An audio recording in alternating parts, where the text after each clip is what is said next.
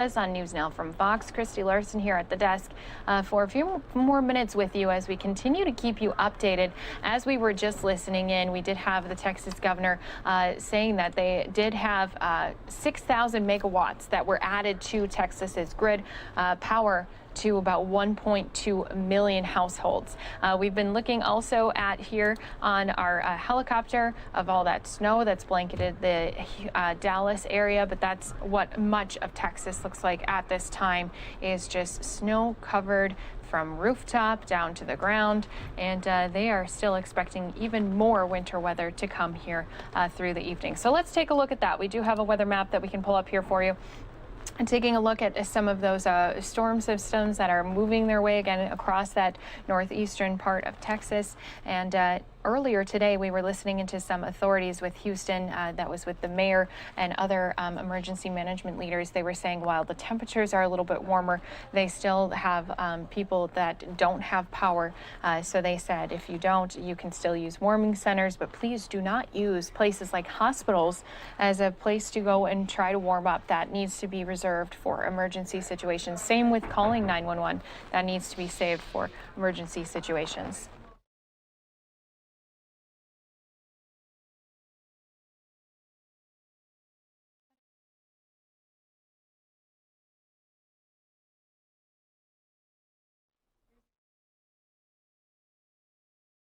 All right, and while we continue to cover weather, let's go into also some breaking news. We're going to jump into our sister station here, Fox Philadelphia, as they give us an update on those 7 people shot.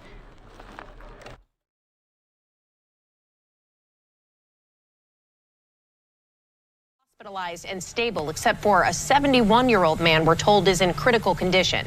At least one person has been arrested. We will bring you more on this, including a live report coming up. And developing right now, there's a second dose shortfall in Pennsylvania after the state's acting Secretary of Health revealed a mix-up that saw second doses of the Moderna vaccine given as first doses. Now vaccine appointments may need to be rescheduled for those thousands of people. We'll have much more on what that means for you coming up.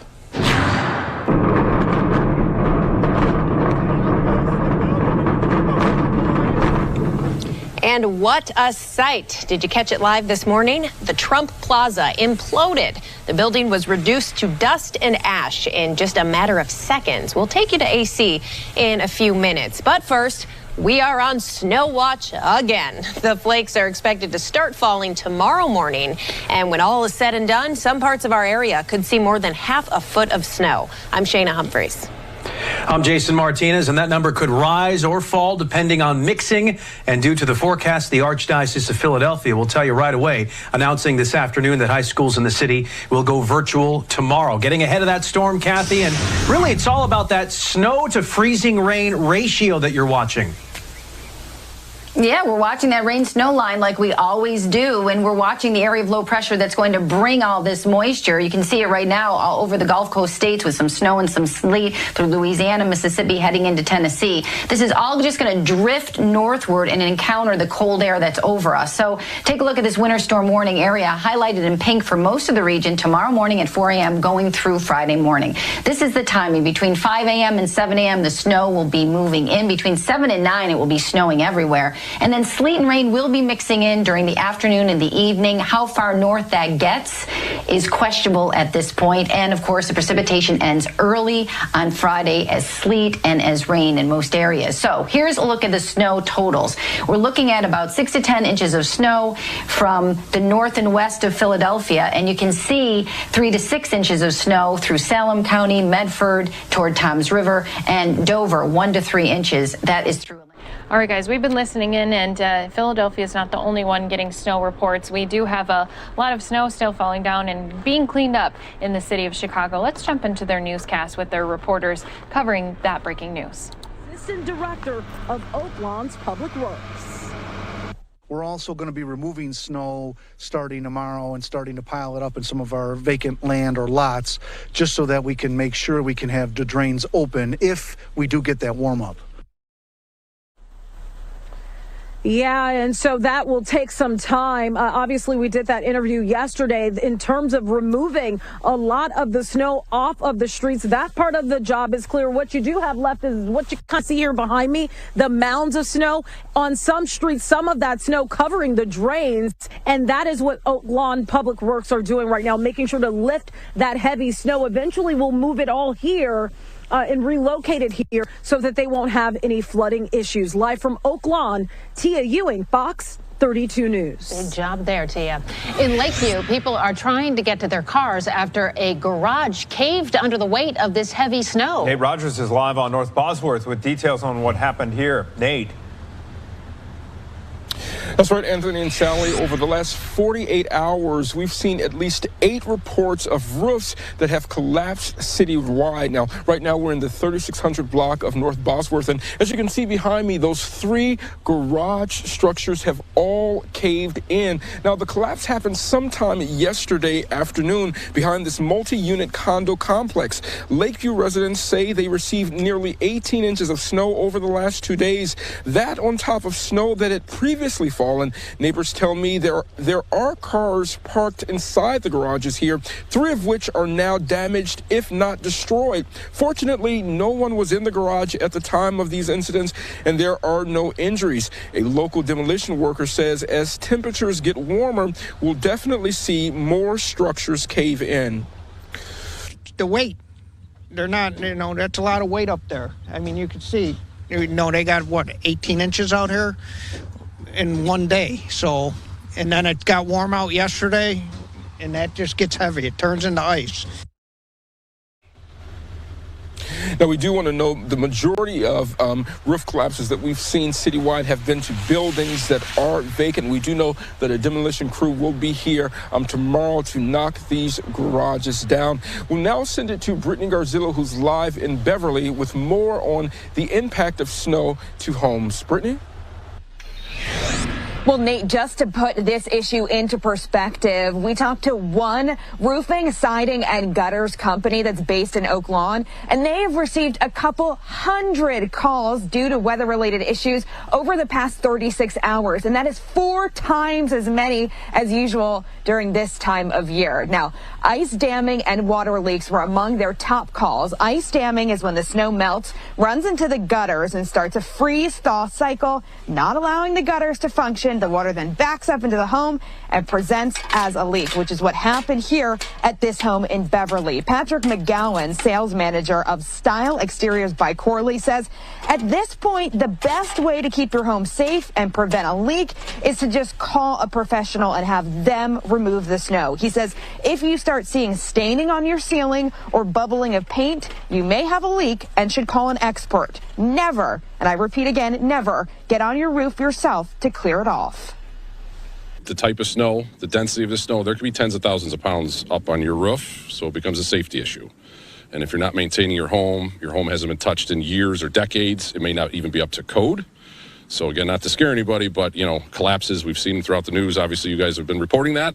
It's a real thing. So you want to get the snow off within reason as quick as possible. So now, if you have a rooftop deck, McGowan says if it's safe, you can completely remove all of that snow. Again, you should do a complete removal of that snow to prevent a possible collapse or it from leaking into your home. But again, he urges you to use caution, be aware of your surroundings, especially where you're tossing that snow, because again, you don't want it to be on somebody else's property or have somebody else underneath. Sally and Anthony?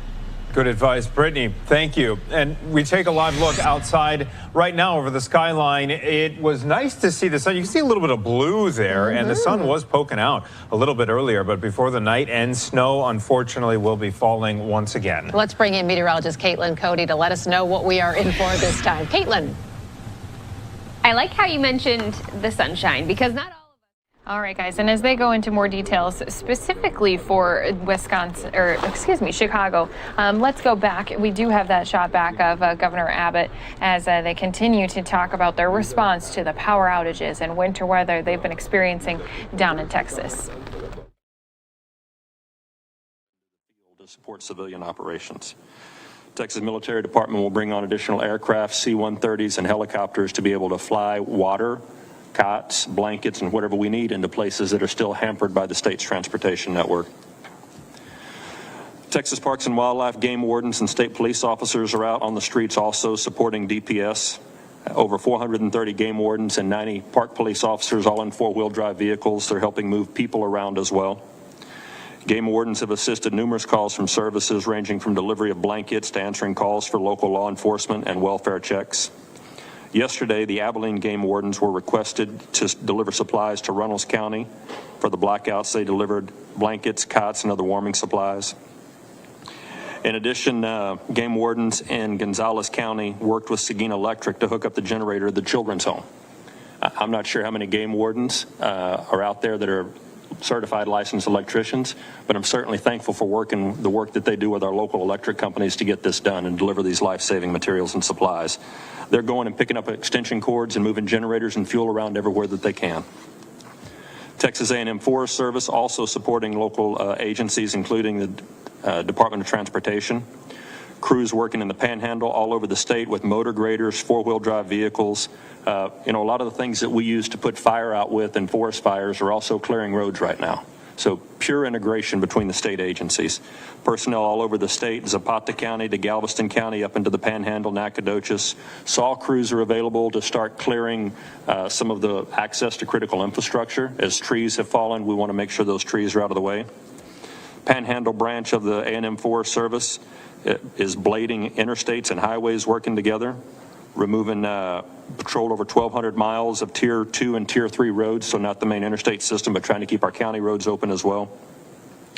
Winter weather operations in Kimball and Kerr and Menard counties, along with the San Angelo District, clearing jackknives, so the Forest Service firefighters are out there clearing roads as well, just like record drivers. The Abilene branch as well, working with incident management teams to support the city of Coleman and county for resources and get additional generators and power to them. I could go on for about 5 days on the other counties that they're working on, but I'll skip through. A lot of engine company out there, work out there to make sure that as soon as water becomes available, we'll set up points of distribution operations, and we'll continue to support our local government partners. I told you about our mass care warming sites. If you'll remember, day one, we had about 30 warming centers. Then we went up to 100. Now we're up to a little over 300 warming centers. They're broken down across all areas of the state. A lot of them are supported by local government. VOADs, as the governor mentioned, we'll put additional resources in there as we need to make sure that there's drinking water, cots, blankets. If you're looking for a place where a warming center is and you have an internet connection, you can go to tdem.texas.gov/warm, or if you have a telephone, you can call 211. 211 Texas has the list of all 298 warming centers that are out there right now. We will continue to work with our local government partners to add additional warming centers as required. The Texas A&M Engineering Extension Service continues to support our resource staging areas all across the state. We're working with AT&T, the telephone company, to help refuel their cell towers and generators to keep our cell system up and running. During COVID, Governor, we recreated something called the Pony Express, where we were using all of the A&M agencies to move PPE and testing materials around. Pony Express is still working for this event. They've transported essential workers to hospitals and assisting living centers and power companies, and also supplies to the warming centers. The Department of State Health Services is working with our hospitals across the state. There's a lot of water main breaks that are causing problems for our hospitals. We'll continue to resource as much water for them as we can, as well as oxygen cylinders. We're hearing some oxygen shortages that are out there, so we continue to work with our private sector partners as well as our federal partners to bring in additional oxygen. We're working with our long-term care facilities and the dialysis centers. Dialysis is a very important network that we need to continue to work. It requires a lot of electricity and a lot of water. So we're moving through our emergency medical task force, moving people that need dialysis to places where dialysis can be delivered. There are multiple regional patient evacuation missions that have been going on through the Emergency Medical Task Force program. The Emergency Medical Task Force, EMTF, has deployed ambulance strike teams on state mission assignments to locations throughout the state and is supporting additional STAR requests. Kimball County and Junction, our ambulance went out there, and it has since been demobilized, but transported patients back to San Antonio. Ambuses in Garland have been activated, Coleman County activated, and again, a list here from Atascocita to Fort Bend to Hopkins County to Frisco to Fort Bend County to Flower Mound to Cedar Hill to Frisco, all working across the state, moving patients from places that don't have electricity to places that do. We continue to support our local government partners with the Ambus program, and a really thank you to all of those local responders that are helping with that. The 2-day Ambus missions have relocated over 300 personnel. Health and Human Services continues to work with our regulatory for the 6 facilities that have had frozen, broken, leaking pipes. 32 have reported power outages, and 10 of those have evacuations that are in process. We continue to support our local health authorities and local health administrations, and continue to support 211. 211 has done a tremendous job in taking a number of calls. I think the wait time is down to 3 to 5 minutes. They brought on the right people, Governor, to be able to answer the questions. So big hats off to the Health and Human Services Commission. And while people is our main focus, agriculture is still a way of life in Texas. The Texas Animal Health Commission, the Texas Department of Agriculture, A&M AgriLife Extension, and A&M Veterinary Emergency Medical Team have been out working to support our livestock areas. Yesterday, they hosted a call with all the industry leaders to make sure that gas curtailments can also not have a severe impact on our livestock, so that we'll continue to get our food in the future. And then finally, last word on recovery. You've heard of the Texas VOADs, our volunteer organizations active in disaster, great partners to us in every event. We do have a 254 county emergency declaration. We are working with FEMA to increase that for public assistance and individual assistance. As Governor mentioned, that's going to require some proving of damages. We have disaster summary outlines from our local government partners that are already sending in their DSOs to us. Our Disaster Recovery Task Force is working remotely all across the state with our VOADs, and it will be important that we work with your insurance company first. Your insurance company, if you do not have insurance, then our volunteer organizations active in disaster, our faith-based organizations will be ready to help, and we will work very closely with FEMA on the recovery process. I got to say another quick thank you to our FEMA partners who have been here in the room with us the entire time. They're helping us resource water, cots, blankets, and generators. We'll also continue to work with our private sector partners to make sure that the infrastructure to support them, to support citizens, is up, and working with our local food banks as well to make sure that those who are in need of food have a place to get it. Thank you. People who see you respond to hurricanes are accustomed to seeing you go through that list on coastal-based counties, but this is different because all 254 counties have been affected. Yes. I want to circle back on one thing you were talking about, and that's to make sure that everybody knows where and how they can access warming centers in the event they need to go to one.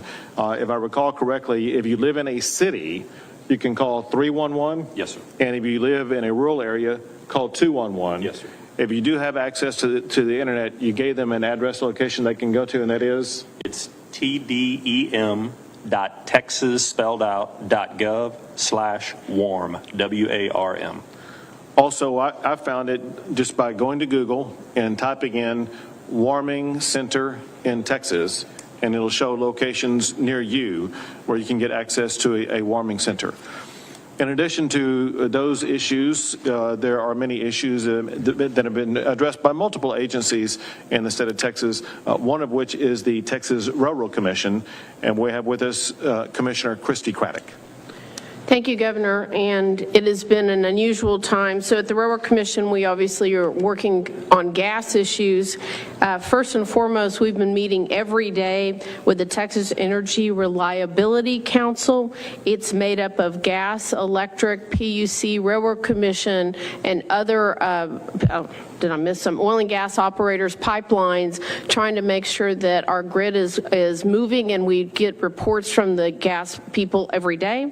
I will say we've had multiple calls on top of that with operators to make sure that we start getting gas online. So the good news in the west and in the southern part of the state is that we're beginning to unfreeze, and in doing so, we've been working with the PUC to try to make sure there is electricity out to some of these well sites and these processing plants so gas can start moving in this state. It's really important. That being said, we've had a lot of gas in the state. If If you are getting gas into your home, you're getting it because our gas producers are getting gas to the state. They're doing with maximum withdrawal. We not only produce, but we have storage facilities in the state. So they're doing maximum withdrawal out of their storage facilities to make sure we have gas available.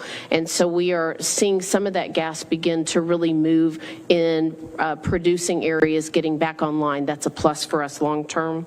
Look, our priorities have been working with both TDM as well as TxDOT, PUC, and other state and local agencies to make sure our operators can get back onto their leases. To make sure that they're safe first and foremost as well, and to continue to provide that gas to Texas. And this evening we will meet as an agency to extend our priority order to make sure that residentials are being provided for with, and also human needs, local distribution companies, as well as power generation. And as a reminder, and look, I've one of those that been without power for a lot of hours too, so as have a couple members of my family and several members of my staff. But reminder, please don't use your gas where you're not supposed to. We are having carbon monoxide issues. We want you to be safe. We want you to be warm, but don't get carbon monoxide poisoning. Don't use your gas how you're not supposed to. So it is a real safety issue as well. If you see an issue with your gas as well as a broken pipeline or something like that, that you know is a gas pipeline, please call your local distribution company, your gas company that you get your gas from. Let them come out, inspect it, turn it off safely. We want to make sure people are safe as we continue to warm up in the next week. Thank you, Governor. Thank you. An issue that is increasingly arising are water quality issues as well as some other environmental issues. And the state is working to address that primarily under the leadership of the Texas Commission on Environmental Quality, the executive director of which is Toby Baker. Thank you, Governor. We've seen over the last 24 hours the number of local drinking water systems being impacted go up significantly. As of noon today, there were 332 local water systems reporting impacts in 110 counties across the state. 276 issued boil water notices. The current population impacted by boil water notices is just under 7 million Texans. The population impacted by non-operational systems at this time is about 263,958. I want to prepare the public specifically on these local water systems because when a boil water notice is issued, to come off of that notice, there has to be bacteriological sampling done for that system. That sampling can take up to 24 hours. So as the roads start to thaw, your power starts to come back on, you may not see your boil water notice lift until that sampling is done. There are currently about 135 labs, accredited labs across the state that can do that sampling. We are reaching out specifically to each of those labs, and we will be assisting local water systems in connecting with those labs when they're ready to get those samples submitted. We've also partnered with the EPA to start looking at labs in other states, our partnering states around us, to try to access some of those labs as well so we don't run into a bottleneck with the testing. The part of the reason for the number of impacted systems, or the reason, is obviously number one, lack of power. The power's gone down. Number two, frozen lines that have led to breaks in those lines. And then finally, with everyone dripping their faucets, extreme use of the water in one system. For example, we saw usage that was near peak summer demand usage for water because of people dripping their pipes and pulling the pressure down on the system. So we will continue to connect local water systems with those labs, but it is an ongoing issue, and this numbers is probably going to grow over the next day or two. Thank you, Governor. Thank you, and thank all of you. We'll take a few questions.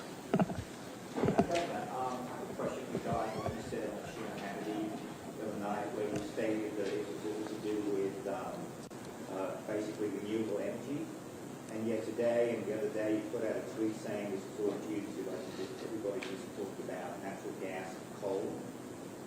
in major Austin, a major San Antonio newspaper, the headline right now just read it, is lying to the public.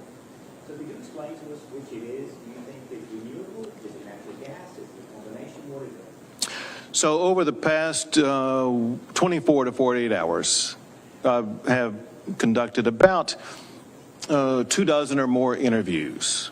And I have repeatedly talked about how every source of power that the state of Texas has been compromised, whether it be renewable power such as wind or solar, but also, as I mentioned today, access to coal generated power, access to gas generated power also have been compromised, whether it be with regard to systems freezing up or equipment failures, as well as our nuclear power facility.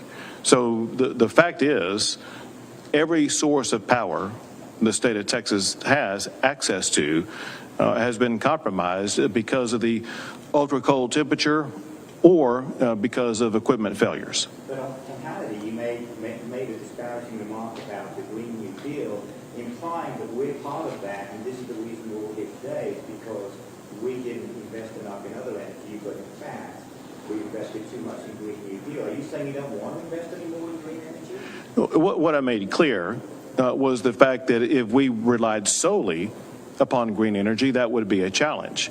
But in Texas, we do not rely solely upon green energy. We have access to all sources of energy. So you're now saying totally different to what you said on Hannity? Not at all.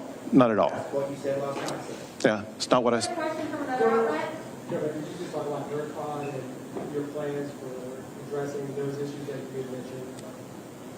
So again now? Could you just talk about your plans for ERCOT and how you were going to address that, because you wanted an investigation and just where... Right. Where's that going? So today I spoke with both the Lieutenant Governor and Speaker, and both the House and Senate will begin investigations, if I understand correctly, next week. And that will begin that process where we fully evaluate exactly what was done and maybe what was not done in both the decision process as well as the action process by ERCOT, making sure that we get to the root of any missteps that took place, what was done, what can be done better. You're watching News Now from Fox. I'm Daytona Everett. We're going to get back to that press conference just momentarily here. We understand how important weather news, especially for all of the Texans out there. So following this live report, we'll bring you back with Governor Greg Abbott for that press conference. But we're going to step into a different story that's making headlines today. After sitting empty on the Atlantic City boardwalk for years, the Trump Plaza was demolished this morning. You may have seen that live here on News Now. Fox's Katie Byrne joins us live with the story from Atlantic City, New Jersey. Katie, thousands of people paid to watch this happen. Isn't that right? That's right, Daytona. Yeah, right where I'm standing, there was actually an auction that raised a little over $16,000 for the local Boys and Girls Club of Atlantic City, and people were basically bidding just to stand right here and watch the implosion from just, it would have been right in front of where you were standing, but now it's gone, so there's nothing to point to. But in addition to this, there was actually kind of a drive-up event set up nearby at a field where people could pay $10 a car and watch the implosion from afar. I still got chills. This is a historic moment. The mayor of Atlantic City says it was a goal of his to demolish the Trump Plaza since he took office. This is not about politics. This is not about Donald Trump. This is not about President Trump. He says it's about safety. The city deemed the property a hazard about a year ago. The building was kind of falling down over the course of the last 3 to 4 years, so it was definitely an eyesore. The building, once owned by former President Trump, has been closed since 2014 after first opening in 1984. I was definitely at the Trump Plaza probably within the first 3 or 4 years when it opened. It was quite a beautiful place at the time. After being demolished Wednesday morning, the mayor is hoping for new beginnings in the city. If I had it my way, it would be some mixed-use development with some form of family entertainment, just something that will draw people here to the great city of Atlantic City. The Chamber of Commerce president says the city could really use it. From an employment perspective, we're right now, Atlantic County has the highest unemployment rate in the country. With the pandemic causing casino closures, thousands were left without jobs. We're an entertainment and industry, we're hospitality focused, and without crowds, it's been a struggle. So right now we're limited with 35% capacity at restaurants and in the casino floors. Still, some are hopeful for a recovery. And it seems that every couple years something happens. Before it was Hurricane Sandy hit, and we've come back. Now it's the pandemic, and we'll come back. It took about 3,000 pieces of dynamite to demolish the Trump Plaza, and the mayor says it could take until May or June to fully clean up all the debris that's left from it. Daytona? Katie, it was definitely something to watch today. Obviously, you got to see it happen. I want to talk about the history of this building, though. It was formerly known as Trump Plaza. It hasn't had that name for a few years, but this is a historic place, isn't that right, for celebrities and politicians? And I wonder if you can tell us a little bit more about this location there in New Jersey. Yeah, well, when it first opened in 1984, it was the 10th casino in Atlantic City. And people I talked to here today that were here to watch the implosion said they went to it to gamble, and it was really a hot spot here in the city. So it was at one time a building that employed thousands of people, and people in Atlantic City talked about it today that, they were grateful for the opportunity to have worked there at one point. Over the years, it did deteriorate, and then it ultimately was closed in 2014 and sold to a new owner in 2016, but remained, the name still was Trump Plaza, though the former president did sue to get that changed. But for the most part, I think people are just, ready to move on and ready for that building to be replaced, just because it had been sitting there for so many years. And through those years, there was Hurricane Sandy. There were some events that caused that building to kind of deteriorate quickly because it had just been sitting there and had to go through some of those hurricanes. And so it was deemed a safety hazard, and that's why it had to go. Yeah, well, definitely a sight to see today in Atlantic City. Katie Byrne for us. Thanks for being here on News Now. Thanks for having me. And we have a few other live reports that we'll have in the next hour or so, talking about a whole series of topics. But we're going to go back to that press conference with Governor Abbott out there in Texas. We'll start off right where we left off. And it looks like momentarily here, Houston, Texas, they're going to be having a briefing here talking about winter weather as well. So busy day here on News Now. We're going to bring it all to you in its entirety, live, raw, and unfiltered. Governor Abbott here. As well as our nuclear power facility. So the fact is, every source of power the state of Texas has access to has been compromised because of the ultra cold temperature or because of equipment failures. But on Hannity, you made a disparaging remark about the Green New Deal, implying that we're part of that, and this is the reason we're all here today, is because we didn't invest enough in other energy, but in fact, we invested too much in Green New Deal. Are you saying you don't want to invest any more in green energy? What I made clear was the fact that if we relied solely upon green energy, that would be a challenge. But in Texas, we do not rely solely upon green energy. We have access to all sources of energy. So you're now saying, totally different to what you said on Hannity? Not at all. Not at all. That's what you said last time. Yeah, it's not what I said. Governor, could you just talk about ERCOT and your plans for addressing those issues that you mentioned? Say again now? Could you just talk about your plans for ERCOT and how you were going to address them, because you wanted an investigation and just where... Right. Where's that going? So today I spoke with both the Lieutenant Governor and Speaker, and both the House and Senate will begin investigations, if I understand correctly, next week. And that will begin that process where we fully evaluate exactly what was done and maybe what was not done in both the decision process as well as the action process by ERCOT, making sure that we get to the root of any missteps that took place, what was done, what can be done better. Governor Abbott, on Hannity last time, you mentioned how wind and solar has rolled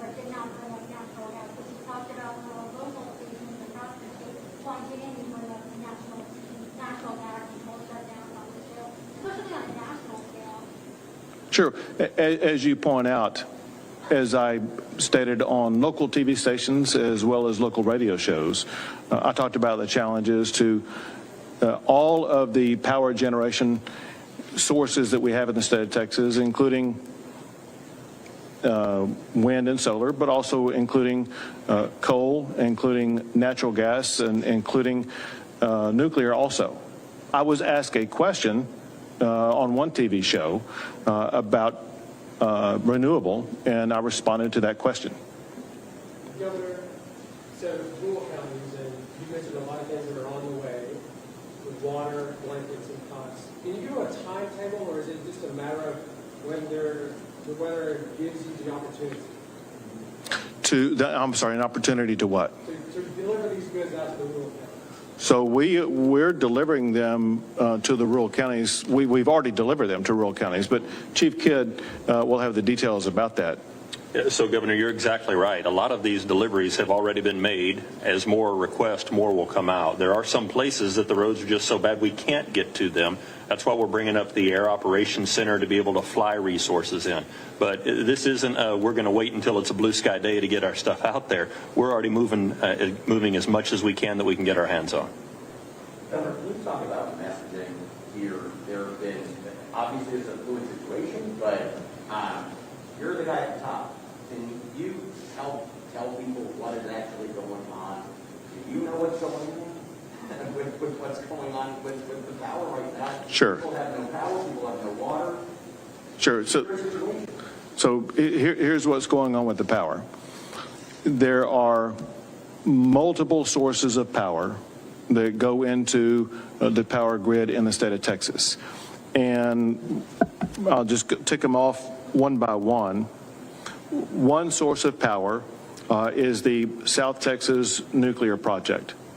That power source was down until I think the early morning hours today, or late last night at the earliest. And it takes a while for it to fully power up. And as I understand, it has been adding power to the power grid as the day has progressed and should be fully operational as of tonight. I'm going to go through these. Another source of power that is generated that goes into the power grid is power generated either by coal or by natural gas. Some of those coal and natural gas power generating facilities either froze up or had mechanical failure and were incapable of adding power to the power grid. Talked about this. Okay. What I want to know is people want to know when it's going to be restored. You talked about Sure. some people. Where are those 600,000 people who are supposed to be getting their power back tonight going to be in the state? That is information that has not been provided to me. And so the exact zip codes and locations of where the power is going to be turned on or not, we don't have. What I can tell you is this, and that is there are certain areas that fall within the zones of the investor-run power distributors. And those are, give me 1 second here.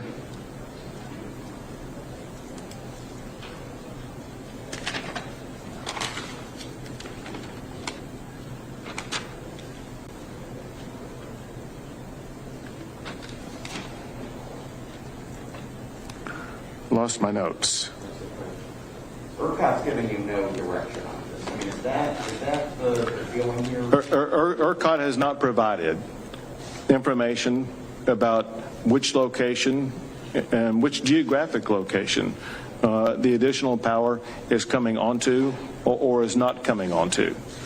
You have no control over ERCOT. So ERCOT is an independent private entity that candidly, I have both investigated and prosecuted before when I was the Attorney General of Texas. And we're now investigating again. I'm not suggesting in any way that there's been any criminal activity or anything like that, but it is something that needs to be looked at with regard to it is kind of opaque, the way that it runs. It's not transparent. And one thing that everybody needs out of ERCOT is greater transparency, especially the residents across the state of Texas. Governor Abbott, has this changed your opinion at all on climate change? This is something that Texas has never seen before, all the way down to Galveston. Has this changed anything, and where does this lie as a priority this legislative session for you? Well, we want to, this session, make sure that we address these challenges, just like what we did in the aftermath of Hurricane Harvey. It was important to be able to respond to the challenges posed by Hurricane Harvey. This is a different type of climate event. This is a once in every 120-year cold front event that they have to respond to. I will say this, and that is, the last time the state dealt with something like this was actually in 2011. There was a severe cold spell in the state of Texas at that time. That led to changes both with regard to ERCOT, but also with regard to the power system in the state of Texas. And so this session, we want to undertake the same type of review that was done in the session in 2011, maybe reevaluate some of the decisions that were made in 2011. But we want to make sure that we are capable of ensuring that the state will be able to withstand cold spells like what happened this time. All right, last question. Governor, could you just talk about the need to conserve energy and everything you've done with state agencies to turn lights up on buildings, around the Capitol, et cetera? First, I will tell you that all state agencies have been actively involved in conservation of energy, turning off power whenever and wherever possible, as well as we've seen residents and, importantly, downtowns. Let me mention this real quick. As many people reported, there were downtown buildings that had lights on while other people had no power at all in the cities around those downtown areas. I saw last night it looked like in downtown Houston they had shut off their lights in the downtown area and those buildings. I don't know what happened in the other large downtowns, but turning off lights that are not needed right now would be a way. There would be more power available on the grid that we would be able to get to residential areas. As a result, we urge everyone, but especially the large users of power, to do everything possible to keep your lights off if they are not needed. All right, thank you guys so much. That's it. Thank you.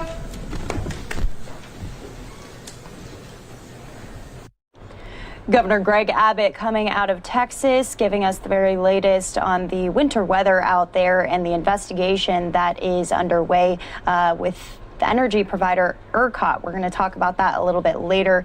But one of the reporters that I saw was live tweeting Governor Abbott's address. And an interesting point that he brought up is that the governor is ordering natural gas made in Texas, intended to be sold outside of Texas, be sold to Texas until the 21st. So this is how dire things are in the state of Texas as they are hitting these historic lows in the weather here. I'm taking a look right here in Houston, Texas. Officials should be giving a briefing any moment. But before we do that, let's go out to Chicago because I have kind of a cool story that's coming up from one of our sister stations, Fox 32 in Chicago. Chicago firefighters are breaking the ice on the Chicago River today. And we have a live report with Fox 32's Dane Placco. That's in just a few minutes. But first, we'll go out to their weather report from Fox 32, giving us the very latest on what the weather is going to be looking like going into the rest of the week. Some of the reporters I spoke with yesterday said things were supposed to be tapering off last night, but I'll leave it to the meteorologist to give you the very latest. Effect component tomorrow afternoon in Chicago. It's not going to be a big snowmaker. I'm talking about a ½ inch to maybe 1.5 inches in the viewing area. So we're not going to have a ton of heavy snow, but we don't want to see the snow at all at this point. Another round of snow is possible on Sunday this weekend, but we also have mild temperatures on the way this Sunday and into early next week. I wanted to show you this on our high temperature map. 36 degrees is our normal high. I expect to be there on Monday and maybe even next Tuesday. We could be in the low 40s. Back to you. It's going to feel so good. Thank you so much. A firefighter and 2 others were hurt after a high-rise fire in Kenwood. That fire started around 4 o'clock this morning at 48th and South Lake Park Avenue. The fire department says 1 firefighter, along with a 64 and 84-year-old woman, have been taken to the hospital for smoke inhalation. We're told they're all in good condition. The cause of that fire is under investigation. The FBI has increased the reward and put out a new sketch of the suspect in a case involving a murdered toddler in Hammond. 2-year-old JoJo Malone was shot while in a car with her mother on July 29th of last year. JoJo died of her injuries. Her mom was not hurt. This is a sketch of the young man investigators say might be involved. The reward is now $20,000. A Milwaukee Bucks executive says he is preparing to run for Senate in the state of Wisconsin. 33-year-old Democrat Alex Lasry is running for the seat currently held by Republican Ron Johnson. Lasry is the son of a billionaire. Johnson is one of Donald Trump's strongest supporters and recently came under criticism for saying that the Capitol siege was not an insurrection. The election is going to be held next year. Prince Philip has been admitted to a London hospital after feeling sick. Buckingham Palace said the 99-year-old was taken to the hospital last night as a precautionary measure on the advice of Philip's doctor. Philip is expected to stay in the hospital for a few days of observation and rest. He is retired from his public duties. That happened back in 2017, and he rarely appears in public. There you see him with his wife, the Queen. Up next, Facebook is logging off of Australia. The reason. And we're back here on News Now from Fox to give you this live report. One of the reporters from Fox 32 in Chicago, Dane Placco, joins me live now from the Chicago River. Dane, you had a pretty fun story assignment today, I will say. Yeah, it was a lot of fun on a balmy day here in Chicago. I mean, it's, I don't know, about 18, 20 degrees right now, which, believe me, may not sound real warm, but compared to what we've been dealing with lately, is actually spring-like. We got to go out with the Chicago Fire Department. In fact, I'm going to step out of the picture here and let Ed zoom in on the Christopher Wheatley, that giant boat you see tied up on its slip right back there. We're at DuSable Harbor at the eastern edge of the Chicago River, where the Chicago Police and the Chicago Fire Department have their marine station. Now, that boat is what they use every couple of days this time of year to break the ice on the Chicago River. And we went along this afternoon on that mission, about a crew of 4 or 5 of the Chicago Fire Department Marine Unit. They board the boat, they take it out, and that boat is specially designed with reinforced steel and concrete around the middle to be very heavy. And it has a type of bow, a rounded bow, that rides up over the ice and simply crushes it and breaks it. How much ice are we talking about? Well, today, about 6 to 8 inches was the thickness of the ice on the Chicago River and in the harbor. Now, other days it can be up to a foot, and that boat is capable of breaking ice, we're told, up to 1.5 feet thick. How thick is that? Well, you could drive a semi-trailer truck onto 1.5 feet of ice, yet that boat will go right through it. So they went into the river, heading west, past the Lakeshore Drive, which you can see in the background there, Lakeshore Drive, the cars crossing on the bridge over the top, into the river, all the way west, about a mile to Wolf Point, where the Chicago River splits north and south, and turned around and came back. And in the process of doing that, they kind of ran it right down the middle of the river, broke up all the ice, and opened up that waterway. One of the questions I had for the person in charge of this mission is, why does the Chicago River need to be open? Why not just let it freeze over, leave the ice in place? Well, there's a handful of reasons for that, he told me. One is that it's a federal waterway, and so it needs to be kept open for that reason. Also, if they allow it to freeze over, it'll create a very thick, very heavy, very strong sheet of ice on the river that'll grind and do substantial damage to the concrete and the buildings that border the river on either side. And also, they want to have the water open in case there's an accident and somebody accidentally falls into the river or goes into the water. They want to have as much open water and as little ice as they can so they can send divers in, scuba divers, which they actually have been doing. They have, of course, people sometimes walk out onto the ice in Lake Michigan or feel as though they can walk on the river. They drop through and they have to send dive teams in to rescue those people. In fact, the crew that we were with earlier today, was practicing their dive rescue. They were in dry suits under 12 inches of ice at the 31st Street Harbor, a little bit south of here.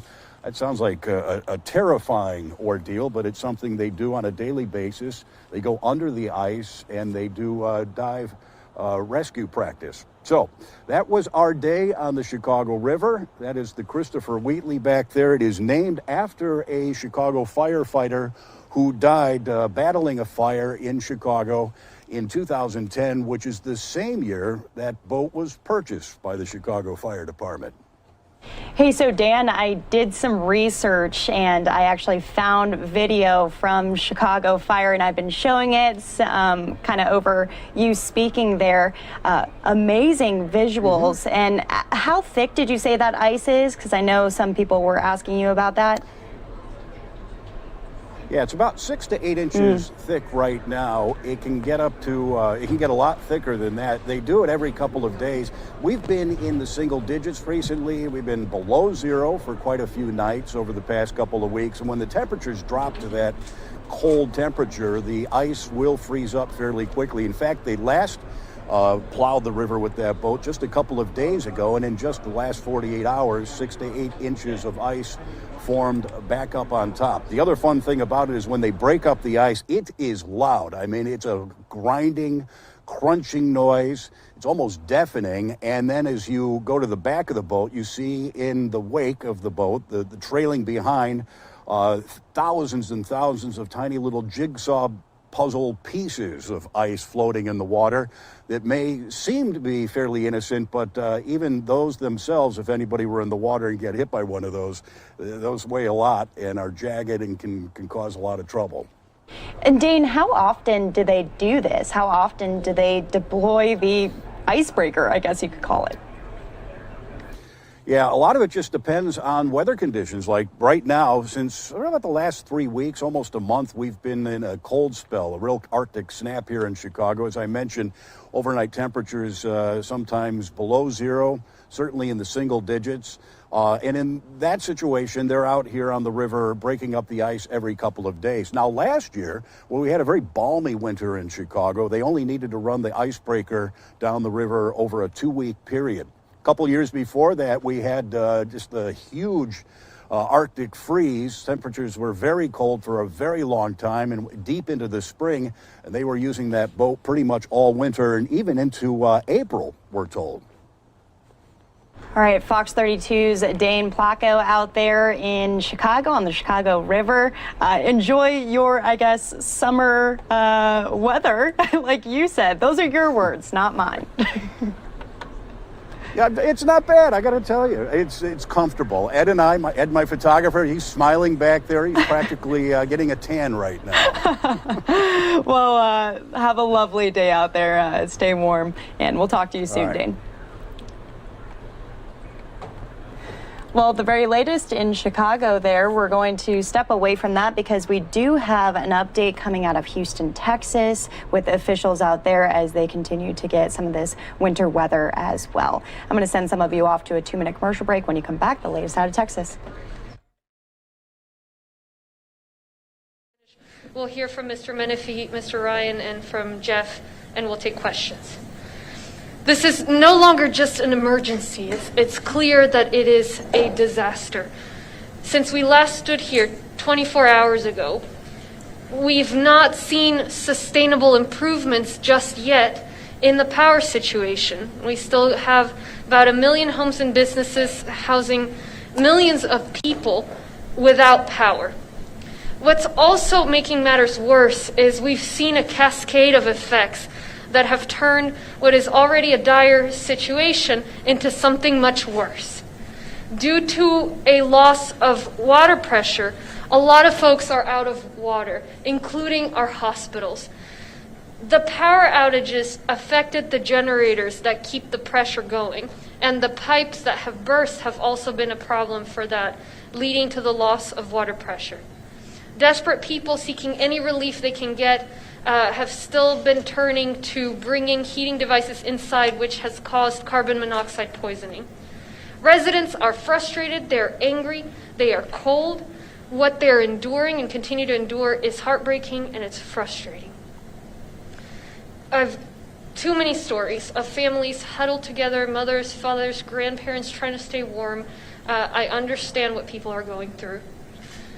We still have a ways to go. The cold weather is still going to be here for a couple days, but we are beginning to see some glimmers of hope. Jason Ryan from Centerpoint will be able to answer any questions. But the latest numbers we have is that now we have 1 million customers. The Centerpoint has 1 million customers in our region that are out of power. If you'll recall, that's actually the least number of customers that have been out of power in our region since that Monday morning at around 1 o'clock in the morning, where so many of our neighbors, including myself and my family, lost power. We have reason to be optimistic because ERCOT has successfully added significant generation capacity. This does not mean that we're out of the woods yet, because they need to make sure that that capacity is stable enough that they're not going to lose it. And once they know that it's stable, they will be able to tell Centerpoint that Centerpoint can then give that electricity to the community here. We also need to recognize the current increase in generation may not be enough to cover every resident in the county. So they still may need to generate more power at the ERCOT level in order for things to change for all the residents. But I do want to mention that glimmer of hope that at least potentially, unless something changes suddenly, we are in a direction where we see some hope. Residents still need to be prepared to go a couple more days without power. We don't know when they're going to certify that that new generation is stable enough to where they can distribute it to residents without it taxing and being a problem for the grid to possibly collapse.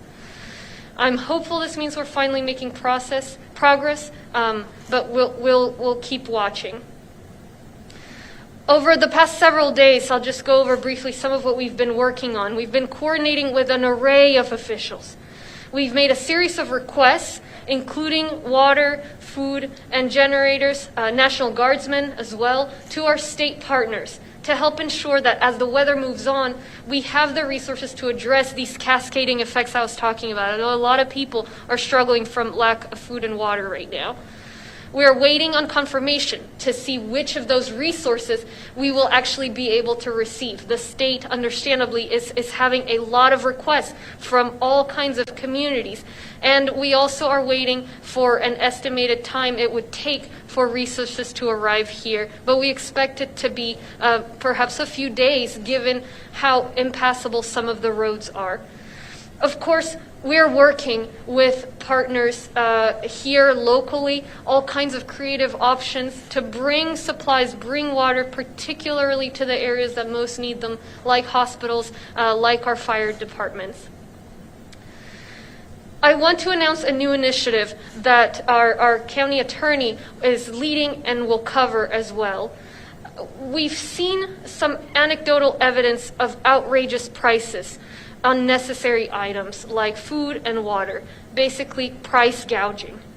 Whether it's spiking the price of basic necessities, whether it's posting an Airbnb with power for $1,000 a night, we can't imagine something more cruel than taking advantage of people who are suffering right now in this disaster and have been suffering for days.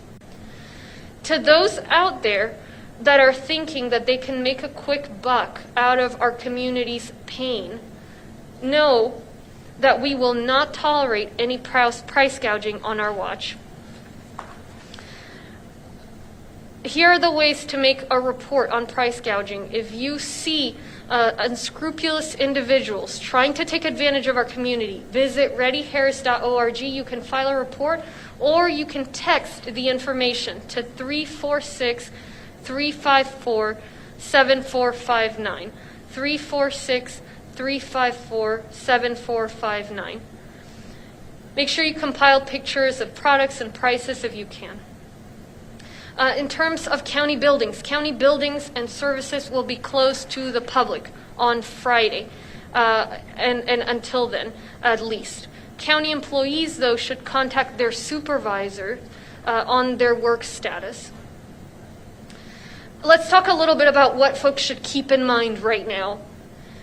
I know a lot of people are running out of supplies. Today, tomorrow, the next few days during the day, we are seeing the weather warm up, which has created a window for folks to be able to go and resupply. Depending on how far north you live, you can go out earlier or later. You have to watch and see what the weather conditions are, what the conditions on the roads are. Please, if you go out for resupply today, it's already getting too late to do that. But tomorrow, as the day warms up and the other days, please drive carefully. There may still be ice on the roadways. Our stoplights are still out, hundreds, if not over 1,000. Don't drive at night. I can't stress that enough. There is very likely, surely to be ice on the roads, especially bridges and overpasses. And that is where we need to be particularly careful to not add to the accident rate that we've been able to keep low because the community has been very conscientious on that. Don't overstock. Just purchase what you need to get through the weekend and get your family to then. We have 5 million residents in this county, a lot more in the area. And we need to make sure that we are all working as a community and that we're being good neighbors. So we have posted links on readyharris.org to information about which stores are open and which stores are closed for some of our grocery store partners who've been able to provide us that information. That should be a good resource for you before you head out. I am asking that you be very careful tonight. Right now is about the time where you should begin heading to where you will be for the night. Certainly as the night falls, we're going to continue to see those temperatures. And we really ask that folks not be driving when it's darker and the water is beginning to freeze again on the roads. Let's talk about water for a minute. Given the water situation, I'm still asking folks to try and conserve water and help protect the water pressure. First, do not trickle your water. We want to try and make sure that firefighters and hospitals have that water pressure to sustain their work and to save lives. When you trickle your water, you contribute to the decrease of water pressure that they need. Second, if you are in Harris County and you do have water, assume you are under a boil water notice unless you confirm otherwise. If you have questions, check with your municipality, check with your municipal utility district. We have a map on readyharris.org that has the latest information we've received from municipal utility districts and municipalities on which have boil water notices and which do not. But if you don't know, assume that you do and make sure you boil your water for 2 minutes before drinking it. And that's, remember, that's because when the water pressure drops, bacteria seeps into the pipes. And so we need to boil that water in order to ensure that you're not drinking that dangerous bacteria. Even after the water pressure is restored, it's going to take a day or two for the officials to lift the boil water notices because folks need to test it and make sure that those bacteria levels are back down. As the sun sets, the roads will refreeze. Travel is ill-advised. I can't stress that enough. From about this evening through around 9 a.m. tomorrow morning, depending on how far north you live. If you were out, now's the time to make sure and get to where you're going to spend the night. I would be remiss if I didn't remind folks of the dangers of carbon monoxide poisoning that continues to be a threat for our community. Many of the homes that had power yesterday or the day before may have lost it, may lose it, and I want to make sure that everybody continues to recognize the danger of bringing outdoor appliances indoor. Do not use grills indoors. Do not run your car in your garage. That can lead to poisoning and death, and it has happened already in our community. Look, I look forward to a time when we're talking about how our community came together through all of this, how we toughed it out, how we made it through the cold, how we made it through the dark. Right now, let's focus on getting through this week and let's focus on cherishing some of the possible good news that may be coming our way. But we continue to be here. You've got many emergency responders here at the Emergency Operations Center looking out for you, fighting to procure supplies for our region, pushing for the state to bring power back. All of us are working incessantly, and we're not going anywhere. Thank you so much for your resiliency, for your strength, and we're going to keep working together. I'll repeat my remarks in Spanish.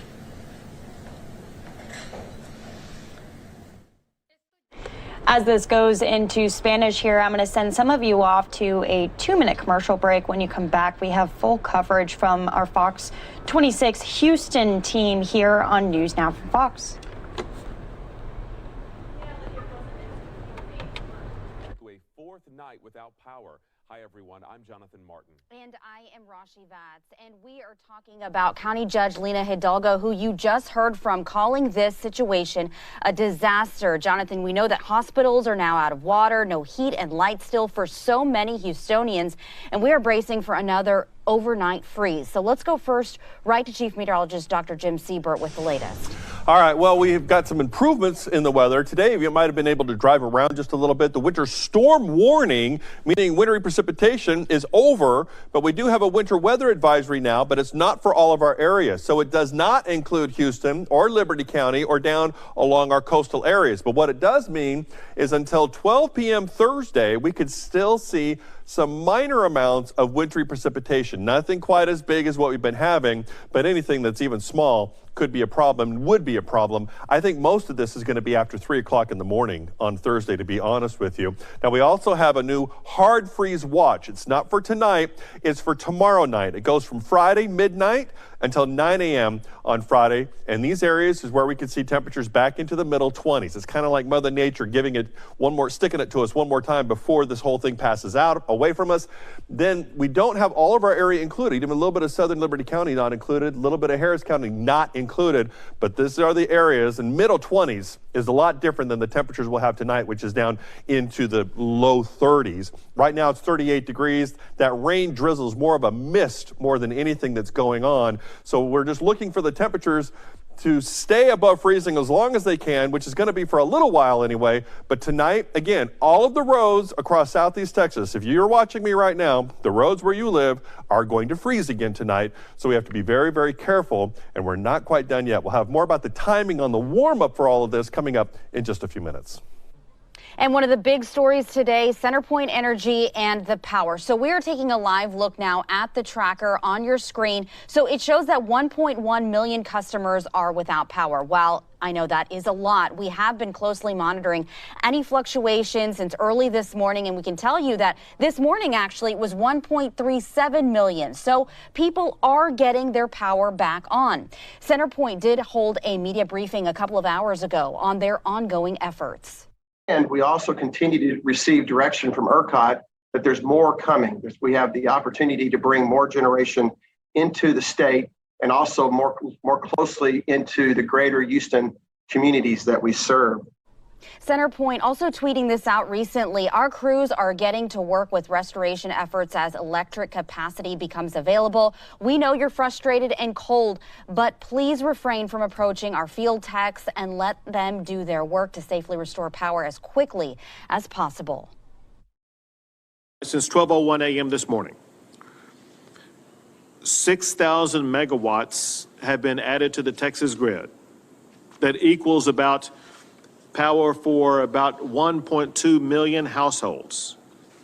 In addition to the 1.2 million households that have had power restored already, there will be additional onboarding that will be coming from the South Texas Nuclear Project, which began operations early this morning and will complete operations tonight.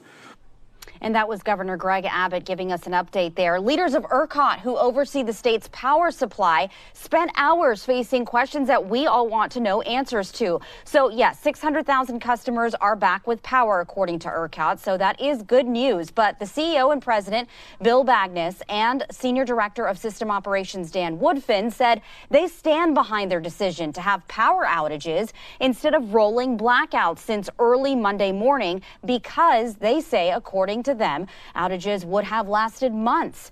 They did not give a clear timetable for full restoration. They say it all depends on the generators powering back on to balance the demand. It depends highly on the temperatures increasing.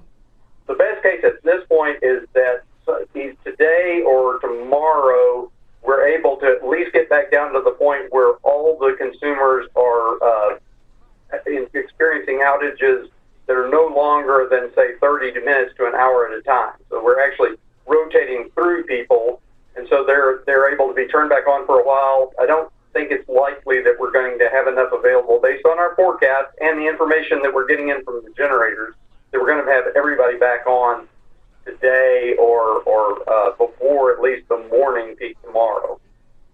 And being very transparent here, it's just been very hard to get any straight answers from ERCOT. And here's what ERCOT's CEO and president had to say when asked about the lack of transparency.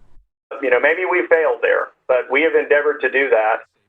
We put out notices beginning February 8th to the folks in the market, that is the generators who are on the ERCOT system, the transmission providers, all the other companies who we participate with, recognizing that we were going to see an extraordinary storm.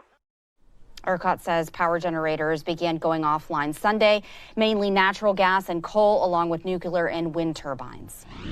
Well, a sobering image showing the toll that this winter storm has taken on people living in the Houston area. This right here is a refrigerated storage truck at the Galveston County Medical Examiner's office. It was requested to help accommodate at least 20 bodies of people who have died over the past couple of days. They think some of them may have been weather related. Galveston County Judge Mark Henry says the deaths are the direct results of decision and actions that have been taken. Well, some people living at a Southeast Side senior citizen complex are going on day 4 now without power. That's where Fox 26's Randy Wallace is joining us live with their story. Randy. Jonathan, it's hard for all of us to be comfortable with no heat or electricity on these cold days and nights, but it's even more taxing on senior citizens.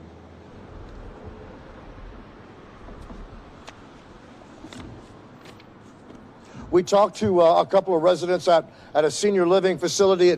They had no power. They haven't had power for days. They've been going to their cars and getting in their cars for heat.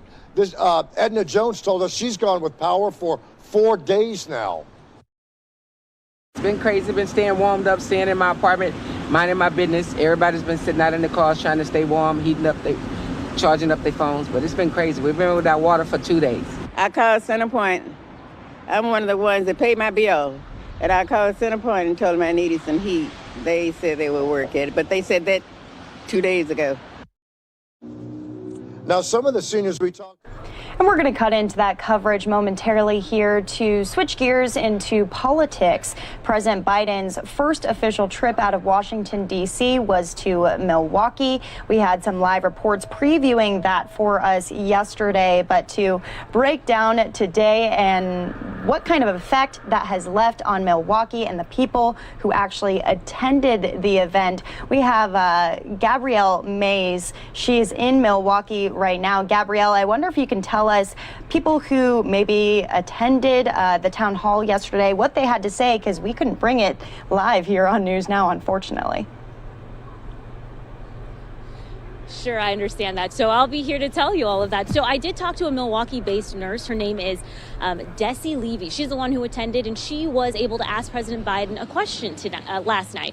And you know what? She basically had asked just about the disadvantages within the minority communities, just in regards to how they're not always going to be able to have and don't always have access to the COVID-19 vaccine. So that was her question to President Biden. And so he was able to answer that question. And she told me basically that she was satisfied with the way that he answered the question. She said that based on, just her knowledge of being a nurse for 30 plus years, that she was happy with the way that Biden answered the question. She said she was satisfied. And she also said that she knows as a nurse that, because one of the things I asked her was, I said, so tell me, Ms. Levy, I had asked her, a lot of times we ask a question and we want to hear a response, and we also want to know, is this something that's going to are you going to make a change? Because a lot of times people ask the president those questions and then they don't really ever hear any more about it. And so she basically said one of the things that she knows is that it's going to take time. She says that she thinks that Biden has a strategic plan, and she says she agrees with that plan, and she knows that it's just basically going to take some time. And so that's basically kind of what she thought of it. She did like it. And then the other thing that I should point out is that the Republican Party of Wisconsin did respond in regards to the president having his town hall last night. And basically, the Republican Party of Wisconsin said, in part, President Biden pulled a bait and switch on Wisconsinites after disingenuously calling for unity. His 40-plus executive orders prove that he wants to enact a liberal wish list, not work across the aisle. So reporting live here in Milwaukee from the Pabst Theater, Gabrielle Mays, Fox 6 News. Hey, Gabrielle, just one last question for you, and then we'll let you know. I know it's let you go. I know it's cold out there. Sure. The town hall, President Biden was obviously met by protesters yesterday. So is there any more to that side of the story here?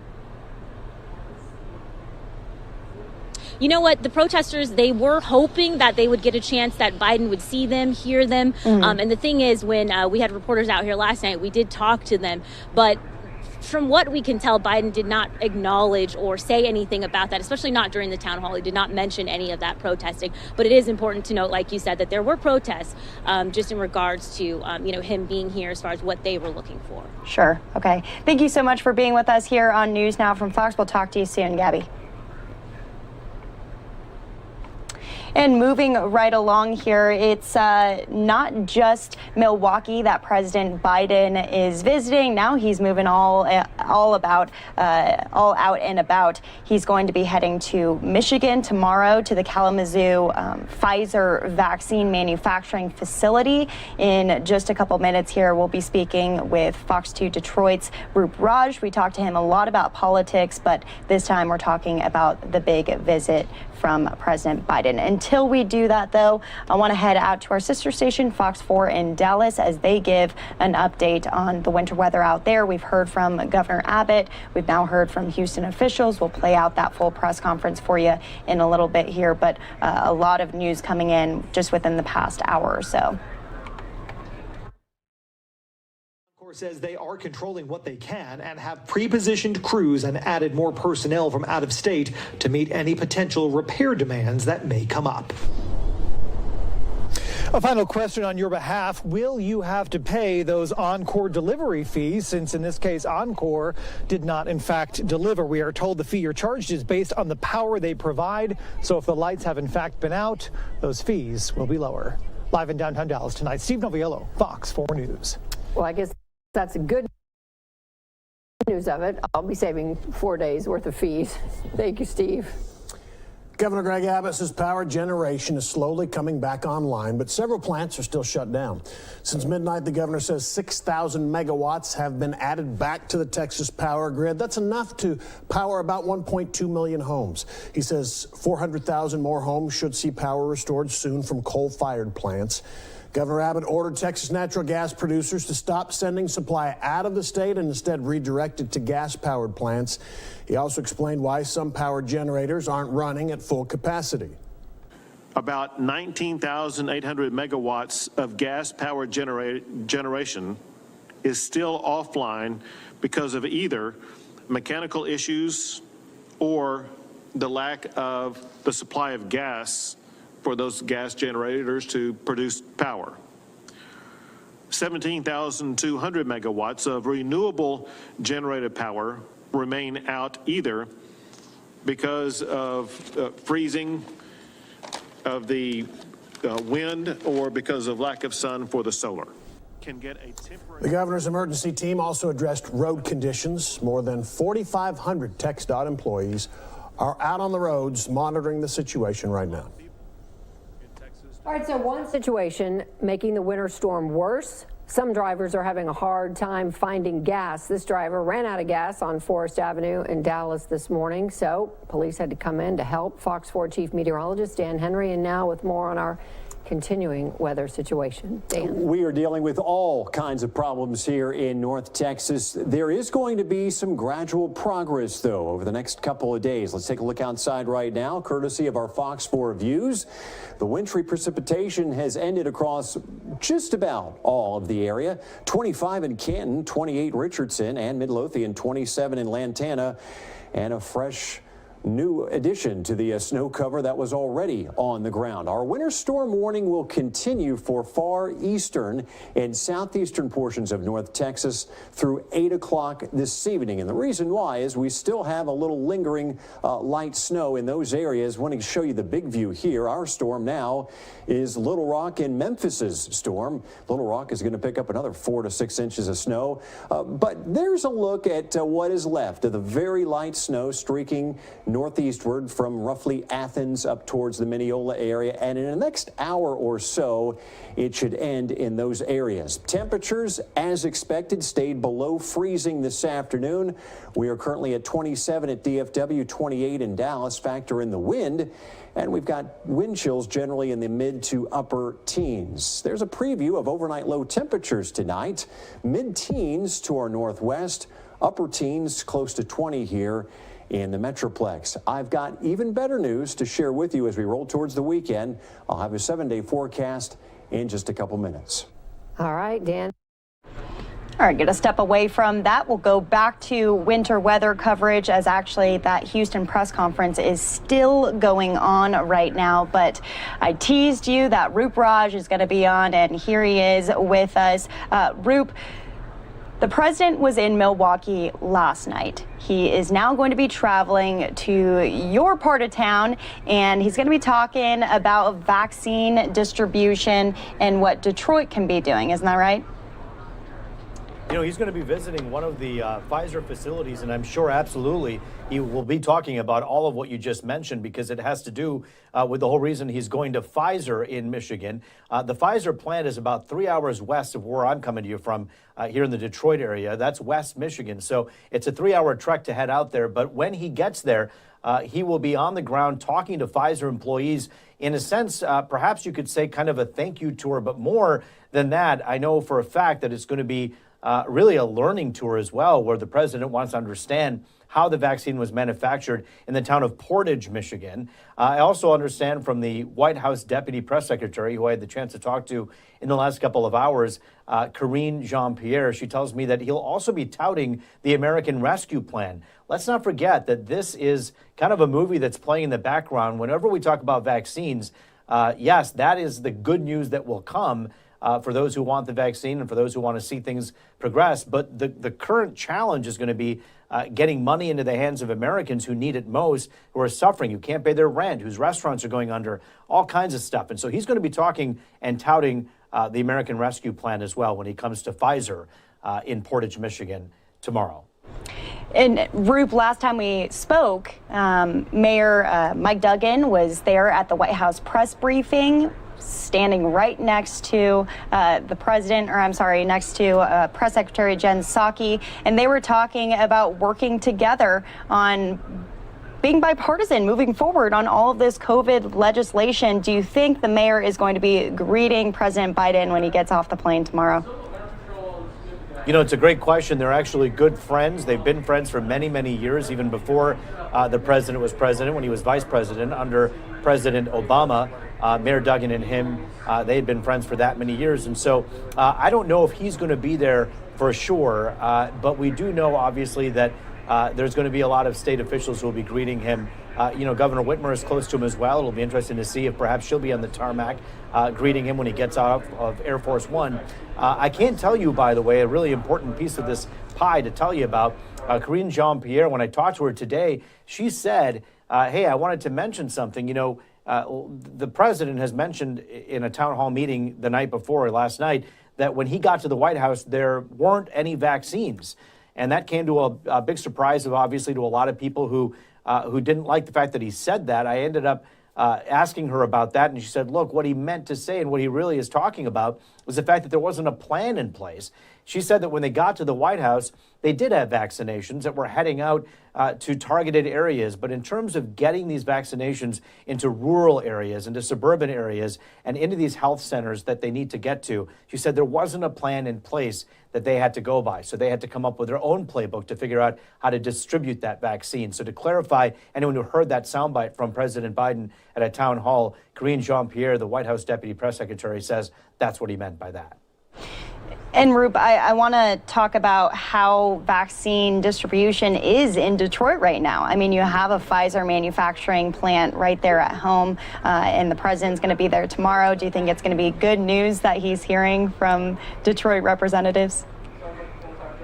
You know, I think for sure Detroit City, the proper city of Detroit, has really seen a pretty good rollout. Mayor Duggan, you have to keep in mind, it's a pretty interesting background. Mayor Mike Duggan, the mayor of the city of Detroit, actually headed up one of the largest health systems in Detroit for years. He was the chief guy there, and he came as a big boss from healthcare, and now is the mayor of the city of Detroit.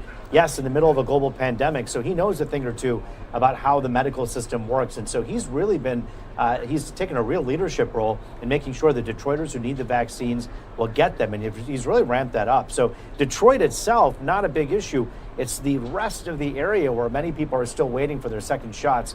And then we're hoping to hear from President Biden tomorrow about how that'll look like. I can tell you that Jean-Pierre, with the Deputy White House Press Secretary, tells me by this summer, by July, she hopes to have she thinks that all Americans will be vaccinated, according to the administration. Yeah. And we're, of course, watching that. Those are some big proposals. And we're also watching the House is supposed to vote on that $1.9 trillion COVID package this week.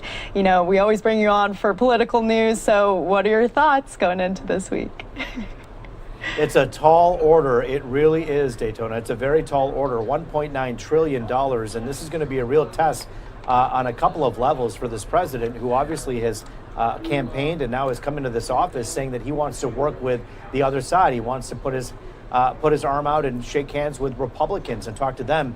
If any indication of that was true, we know that last week when Mayor Duggan hit the White House and actually was in the Oval Office with President Biden, we know that there were also 5 Republicans in that room who did not necessarily see eye to eye with the way many Democrats want to roll things out. So perhaps he's listening to them, listening to the Democrats, and trying to come to a compromise so they can figure out how to roll this stuff out. But $1.9 trillion, good luck talking to Republicans who are fiscally conservative about getting that passed. We'll have to see what kind of a fight that's going to look like. All right, Roop Raj coming out of Detroit, Fox 2. We appreciate you being here on News Now, per usual. We'll speak to you soon. Always good to talk to you. Thank you so much. And we're going to head back to some of our weather coverage here as Houston officials are still up and speaking. I'm going to send some of you off to a 2-minute commercial break. But we've got more for you here on News Now from Fox. If you don't already, give us a follow on Twitter at News Now Fox. You can find a lot of our interviews and breaking news that we cover on there. We'll see you in 2 minutes. It's our public hospitals too, serving our county's most vulnerable residents. And that's why this is in many ways disasters within the disasters. These cascading effects are not going to go away immediately, particularly the water issues. And that's why I can't stress enough. We always hope for the best. We always hope for the best. But we plan for the worst, and we try to be realistic, because I don't like to be in the business of providing people false hope. So Mark Sloan, do you want to expand on the hospital? Yeah, I'll make a quick comment that we have the Catastrophic Medical Operations Center in the EOC right now, and they are coordinating and communicating with the hospitals throughout the entire region in multiple counties to make sure that when there are resources that are needed at a hospital, be it ambulance transport to they have lost generation power or their water supply, they are communicating with individuals from the Southeast Regional Advisory Council, which is CETRAC, to help facilitate those resources to the state if necessary or found locally, so that we can maintain our hospital network similar to what we have operated in during COVID. But yes, we are working with the state to bring in additional water. We have found additional resources for them when we can. But we're all in this together, and our hospitals are where the judge mentioned the most vulnerable individuals are that have been impacted by this, and the focus is to get them online as quickly and effectively as possible. A related question is whether fire stations or firefighters have had issues with water pressure in responding to fires or any other thing that they're engaged in. I tell conversations we've had with folks from our fire marshal's office, what the lack of water pressure does is it just makes it harder to be able to fight those fires. And especially now, we're seeing a large increase in the fire alarms that are set off. Part of that's related to the power issues. But of course, there's always the risk of fire. They are in the priority line. Of course, as we've gotten water, we've been able to try and support them. I don't have a report of, something that they weren't able to put out because of the water pressure, but we don't want to wait and find out. We know that to the extent that they don't have water pressure, it makes fighting more difficult. The only other question we had, I think, was answered about the price gouging penalties. You said the 10,000, $250,000, and then the additional $250,000 if you're over 65. So I think that's it. All right. Thank you so much.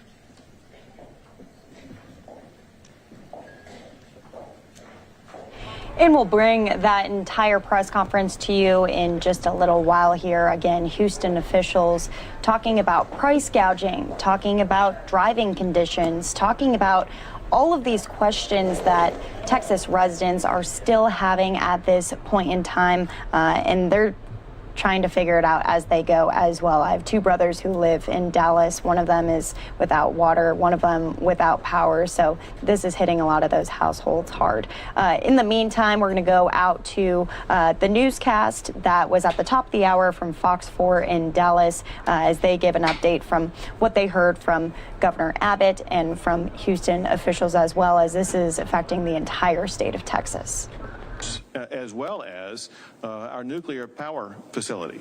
So the fact is, every source of power the state of Texas has access to has been compromised because of the ultra cold temperature or because of equipment failures. But on Hannity, you made a disparaging remark about the Green New Deal, implying that we're part of that, and this is the reason we're all here today, because we didn't invest enough in other energy, but in fact, we invested too much in Green New Deal. Are you saying you don't want to invest any more in green energy? What I made clear was the fact that if we relied solely upon green energy, that would be a challenge. But in Texas, we do not rely solely upon green energy. We have access to all sources of energy. So you're now saying totally Yeah. different to what you said on Hannity. Not at all. Not at all. That's what you said last night. Yeah, it's not what I said. Could you just talk about ERCOT and your plans for addressing those issues that you had mentioned? Say again now? Could you just talk about your plans for ERCOT and how you were going to address them, because you wanted an investigation and just where... Right. And we're going to step away from this for a moment. That was Governor Greg Abbott answering reporter questions to go out to live coverage from our Fox 4 Dallas team. This winter storm is still causing problems on the roads and in homes. Good evening, I'm Clarice Tinsley. First at 5:30, power is slowly being turned on for some North Texans, but there are still just under 500,000 people, homes, and businesses without electricity. Fox 4 Chief Meteorologist Dan Henry joins us. And Dan, you say we still have a few days to go before we can get some relief and get above freezing. Yeah, it's going to take until probably at least early Friday afternoon, Clarice. I was looking back at the weather data at DFW. Over the last 7 days, we have had 2 hours above freezing, 33 degrees to be exact. Otherwise, every single hour of the past 7 days, we have spent at or below the freezing mark, many of those hours well below freezing. Signs of progress, though. The final flurries are ending out in East Texas. That slush, though, on the roadways now is going to solidly refreeze tonight. Some melting tomorrow, but another hard freeze on the way Thursday night. And then it's on the way up from there with a big weekend thaw ahead. Here's a few snow totals to share with you. Cooper and Delta County, 4 inches. Avila down to our south, 3 inches. Mesquite, 2.5 inches of snowfall, and Cockrell Hill had 2 inches of snow. So we've got fresh snow on top of the previous snow. Our Fox 4 views there, current temperatures in the mid to upper 20s at this hour. And there's visual evidence on radar of the snow rapidly pushing out into far east Texas. A snowstorm still rages in Little Rock, where they can expect another 4 to 5 inches of snow this evening. There's a look around the state right now. You can see temperatures 25 in Gainesville, 24 in Bonham, just a touch warmer. It's in the upper 20s in Hillsboro. Overnight tonight, we will tumble into the middle teens to our northwest, upper teens to around 20 in the Metroplex, and low teens to our southeast. We'll share with you the 7-day forecast. I've got the best news we've seen weather-wise in quite some time ahead. Those details and more in a few minutes. All right, we need some of that good news. Dan, thank you. ERCOT is telling us it is struggling to get deliveries of the water needed to run some of its power plants. It's calling for a reduction of electricity distribution. But locally, Oncor says it can't deliver power if there's no power to deliver. And so many of our viewers are asking us, why are homes being asked to conserve power when businesses are still keeping unnecessary lights on? It's very likely because they have their own generation backup, keeping their stuff powered. They're not exempt from what we're going through right now. Governor Abbott and state officials are addressing the power disaster in a news conference this afternoon. The governor said he ordered Texas natural gas producers to stop sending supply out of state and instead redirect it to gas-powered plants. That will increase the ability of gas-powered generators in Texas to increase power sent to the Texas power grid. The governor says there have been improvements to the Texas grid and over 1 million homes have had their power restored. He says more homes are expected to get power in the next 24 hours. Well, on day 3 of massive power outages, people are frustrated and they are angry as they are simply trying to survive. Fox 4's Lori Brown shares some of their stories. Our understanding was that we were going to be having rolling blackouts, and that's not what's happened where we live. Sarah Mack, her husband and 5-year-old son lost power in the middle of the night Sunday. By Tuesday morning, when the temperature hit a record low, conditions were unbearable. And it was so cold when we woke up Tuesday morning. We realized we couldn't make it another night. So we actually left the house and came to stay over at my brother's house. The Macks, like many, had stocked up on groceries only to watch as they ruined. And their swimming pool could be a much more costly loss. Left the pump running. And of course, when the power went out, the pumps quit running. And then the pool has since frozen completely over. The Macks have a question many are asking. There are multiple people that I know that have experienced no power loss at all. And what I'm wondering at this point is, how did they determine who doesn't get power and who does? Likewise, where I live in Richardson has been the tale of two sides of the street. My side of the street has been dark for the majority of 36 hours, while the other side has maintained power. Appeared to me they were attempting to start rolling blackouts. They didn't do so well with the rolling part. Chris Cradaville lives in Las Colinas in North Irving with his family of 6. Rolling blackouts implies I go without power for an hour, then you go without power for an hour. It seems to have fallen very hard on a handful of neighborhoods. Cradaville made the difficult decision to uproot his family to live with a relative after being unable to find a single hotel room. But even the 40 or 45 mile drive, down the Bush Turnpike and the I-20 to get over here to Southwest Fort Worth was, pretty harrowing. That was some white knuckle driving with an SUV full of kids and a dog. Justin Barton lives in Benbrook. He and his family tried to tough it out the first night. 38 degrees in our apartment, so, goodness knows what it's at now. That's when they found the church at Benbrook was opening its doors and agreed to let them bring their dog. Really willing to stay at the apartment, in the cold with our dog if we had to, because, we just weren't going to leave him behind. Like many right now, Justin Barton just wants answers. We're on day 3 now, or give us some hope, give us some indication of what you're going to do to fix this, and at least apologize, because it doesn't seem like anybody's apologized for this at this point. Lori Brown, Fox 4 News.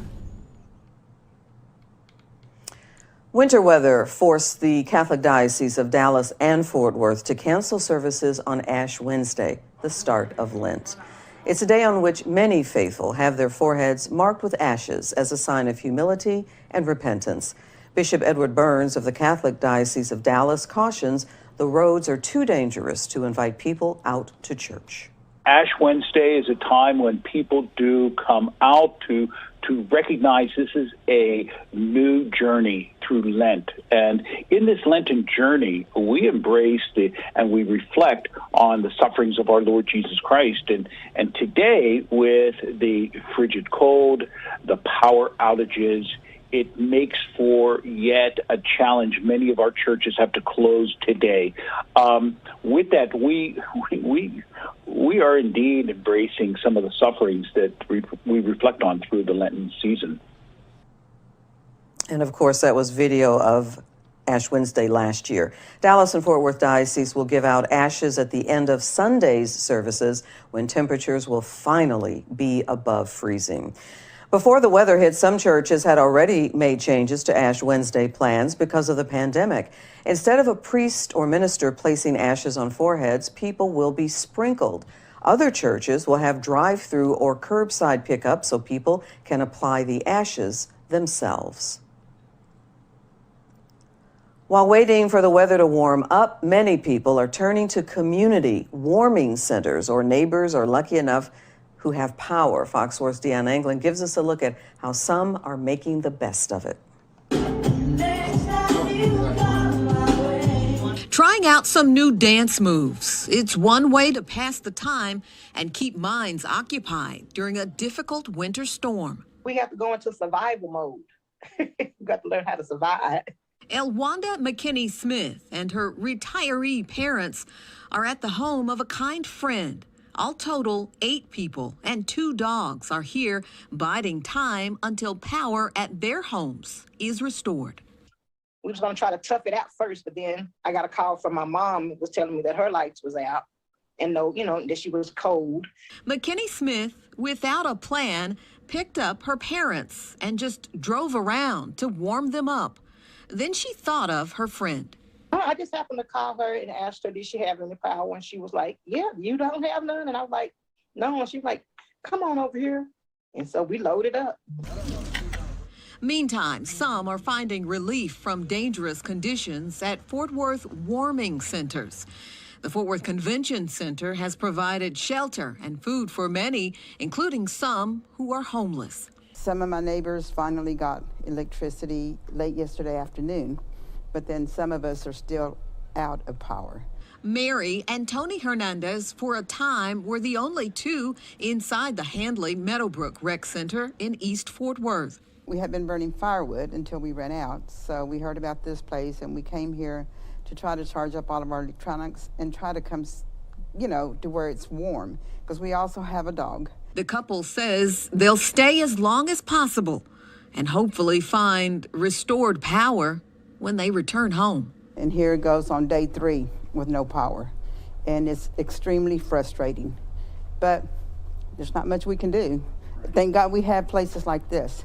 And while both families wait to have their power restored, they say one thing that's clear, some of their neighbors directly across from them and close by already have electricity.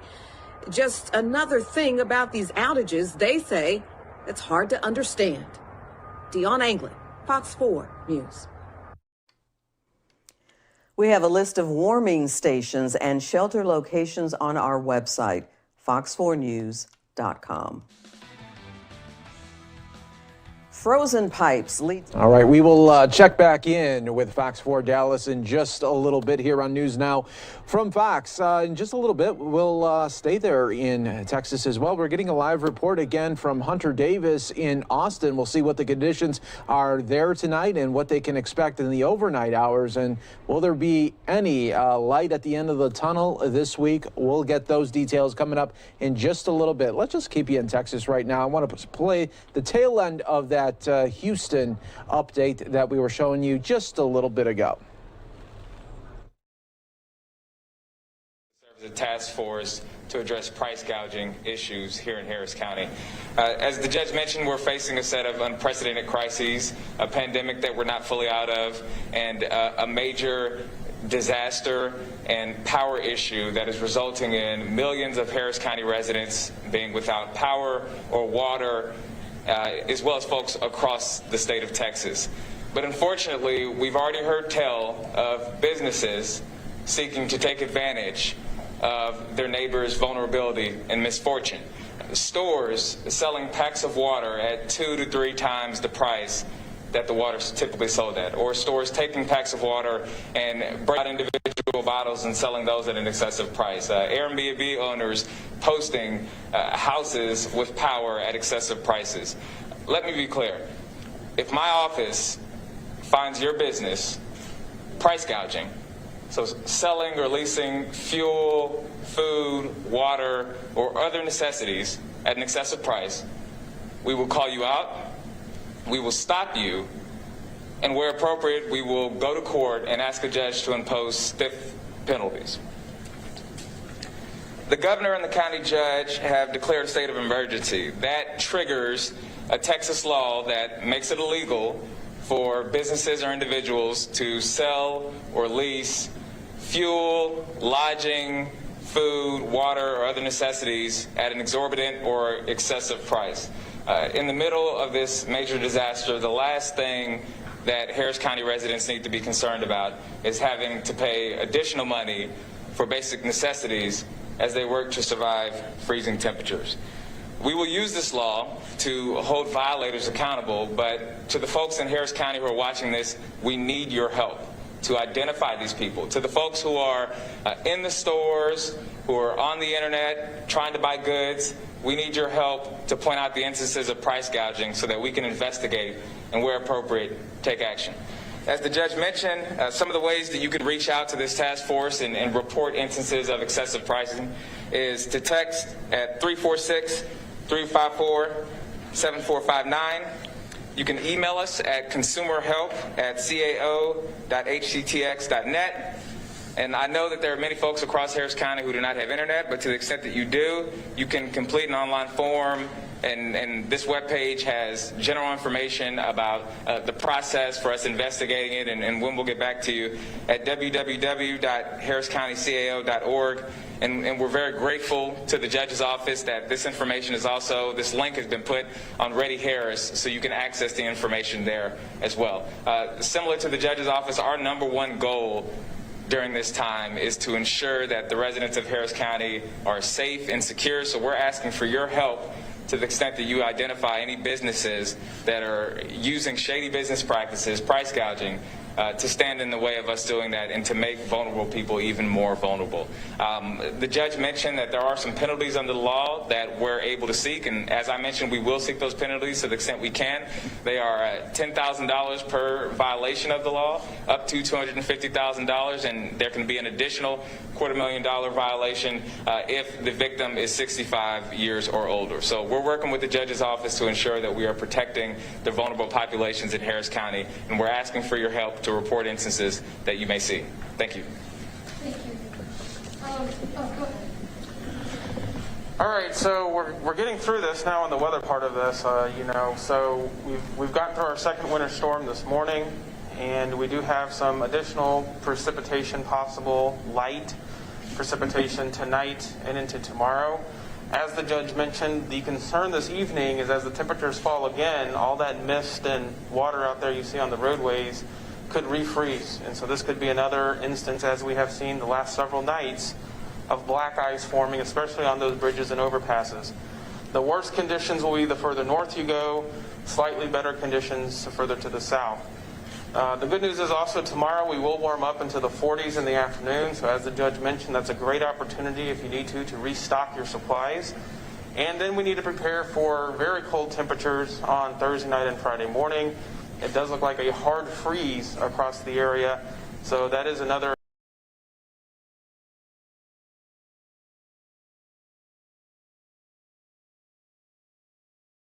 this incident is coming to the end. We are still going to have challenges and hardships that go beyond the end of the weather part of this. Thank you. Mr. Ryan from Center Point. Oh, were you going to take questions? Right. All right, so we're ready to take questions.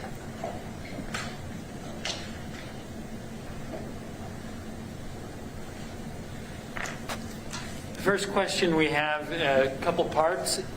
Many gas stations are closed or have long lines of people trying to stock up on fuel. any extra fuel being brought in? If so, when? And do you recommend people fill up extra gas cans? Yeah, I will say we have heard reports of that. There's a couple of reasons for the fuel. The main reason we believe is just that some of these gas stations are out of power. That's part of the challenge. And to the extent that some need additional supplies, it's obviously been tougher with the roads being impassable. Now that that clears up, I know that folks are requesting those supplies, and we are supporting those supplies to the extent possible. So just as with everything we've requested, whether it's fuel, whether it's water, whether it's food, whether it's generators, whether it's boots on the ground, it's a matter of how quickly folks can get through impassable roads. And so, we can't give an exact timeline. Mark, do you have anything to add? Thank you, Judge. Yeah, we're coordinating with the fuel desk at the State Operations Center, and they're coordinating with all entities that produce fuel in the ship channel and other parts. As they come back online, they had to go into a steady state along the ship channel during this severe crisis of weather. And as they can produce and get those off the racks into trucks, they will be distributed. Of course, they have to go to a station that has power so that you can get it into your car. So as the judge mentioned, we are moving in a very good direction. It's going to take a few more days.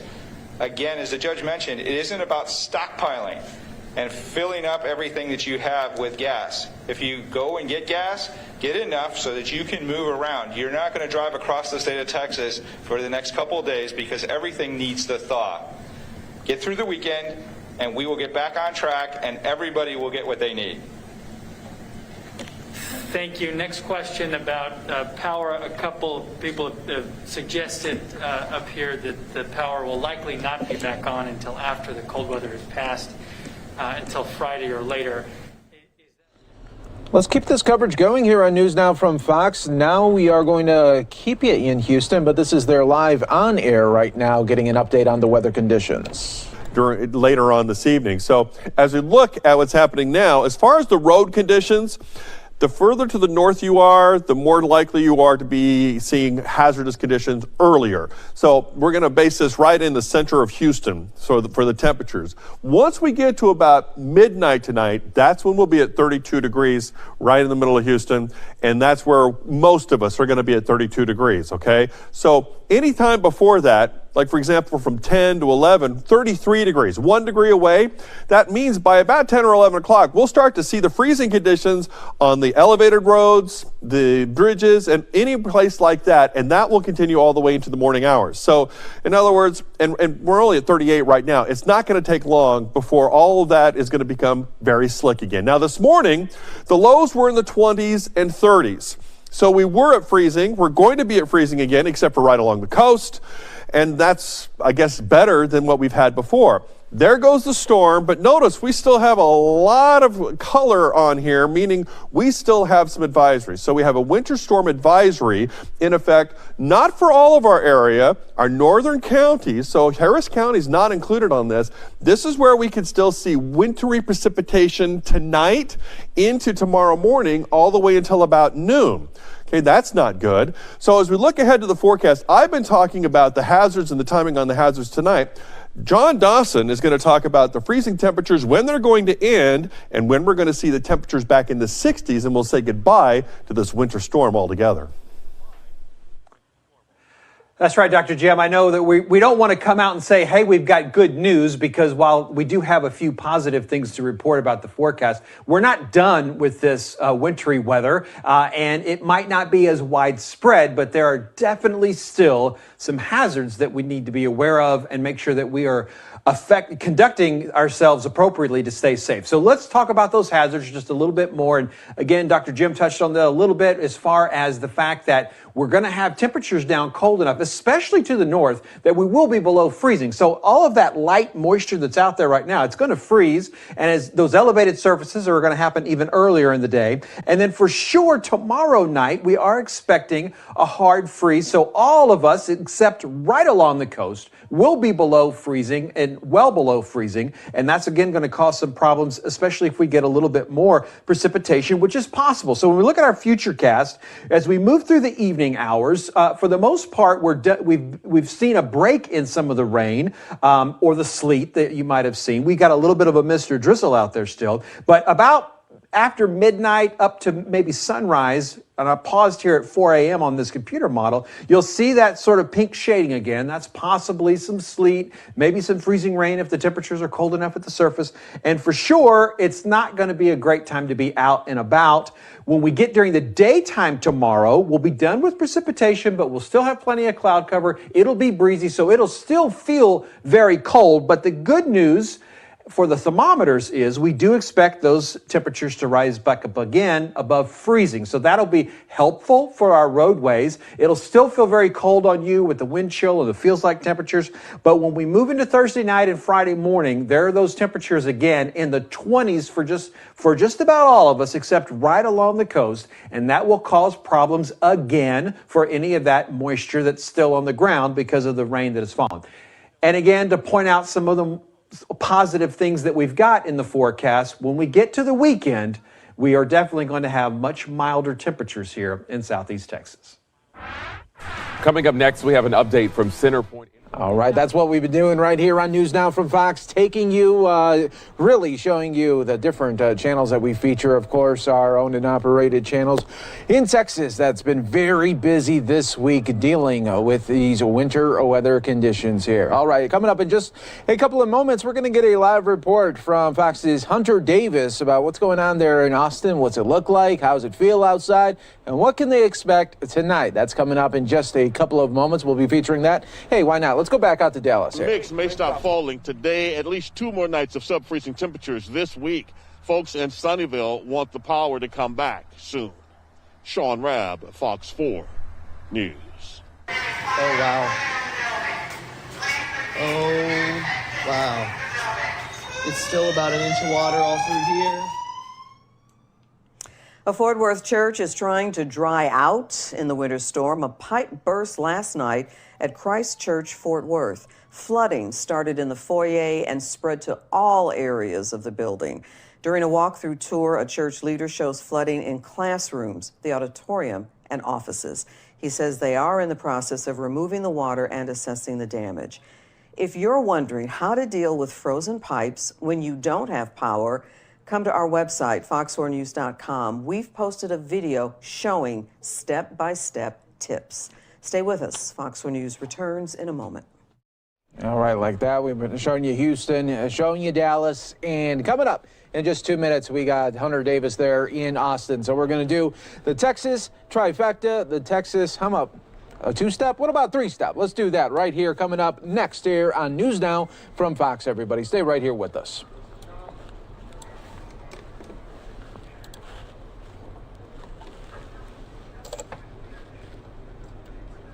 Generators, whether it's boots on the ground, you know, it's a matter of how quickly folks can get through impassable roads, and so, you know, we can't give an exact timeline. Mark, do you have anything to add? Thank you, Judge. Yeah, we're coordinating with the fuel desk at the State Operations Center, and they're coordinating with all entities that produce fuel in the ship channel and other parts. As they come back online, they had to go into a steady state along the ship channel during this severe crisis of weather. And as they can produce and get those off the racks into trucks, they will be distributed. Of course, they have to go to a station that has power so that you can get it into your car. So as the judge mentioned, we are moving in a very good direction. It's going to take a few more days. Again, as the judge mentioned, it isn't about stockpiling and filling up everything that you have with gas. If you go and get gas, get enough so that you can move around. You're not going to drive across the state of Texas for the next couple of days because everything needs to thaw. Get through the weekend, and we will get back on track, and everybody will get what they need. Thank you. Next question about power. A couple of people have suggested up here that the power will likely not be back on until after the cold weather has passed. Until Friday or later. Is that accurate? Is that what we're looking at now? Is that what we should prepare for, to not have power until the weekend? Mr. Wright. Thank you, Judge, and thanks for covering the current status of things. I think you're right in terms of what we should prepare for. Our message has been consistent on that, that we should prepare for being out of power, whether you're currently on or off, for the duration of the That is not what people want to hear there. It could be this weekend where some get their power restored throughout Texas. And if you're one of those, we're hoping for the very best for you because, boy, in Texas, it has been a week. I know it's only Wednesday here, but I can just imagine people thinking it should be Friday, it should be Saturday, it should be Sunday of next week, the way that they have been dealing with these temperatures and this just weird, wicked weather that they've been tossed at. So all week long, we've been featuring our Fox's Hunter Davis as well with the very latest on what she's seeing in Austin and what to expect tonight. Same-day deposits at no extra like right cost. now? It's more than honey. It's about building something for... Well, not much has changed since the start of this winter storm. It's still very cold. Fortunately, though, less cold than it has been, even still, depending on where you are in the state. You saw up to 3 inches of snow and ice get dumped into your area overnight, really just adding on to the problems the state is already dealing with. The good news is that millions of Texans had their power restored overnight. The bad news, like you were just hearing, is that more than 2 million Texans are still without power, wondering when it will be turned back on. No electricity and no water due to busted or frozen pipes, leading people to look for warmth. Some are turning to warming centers across the state and others are turning to hotels. The problem, though, there aren't many available in the state right now. Ken White lives just outside of Fort Worth. After losing power for nearly 48 hours, he looked for a hotel room in 4 different cities, only to come up with no options. No availability at all. I didn't even get to the point to ask about pricing. Every one of them said they were booked. Some of them we couldn't even get through to, they would say it would ring and then just go silent. A Google search this afternoon looking for hotel rooms in Austin, Dallas, and Houston showed 10 rooms available between the 3 cities. According to Kayak, in Austin alone, hotel searches on Monday were up 663% compared to the average daily searches from last week. Now, fortunately, Ken that spoke to us there did find some shelter with a family member. In the meantime, though, power outages now affecting water treatment plants, causing water shortages. This is leading cities across the state to ask residents to conserve water immediately. If there is a silver lining here, and it's hard to find one at the moment, it's that we should start climbing out of these freezing temperatures sometime in the next day or so, allowing for some of this snow and ice to start melting. So that's so great that there's a little bit of light at the end of the tunnel for people to see these temperatures possibly rising a little bit later this week there. Hunter Davis, thank you so much again for bringing us this update and all week long. We appreciate it. Thanks for having me.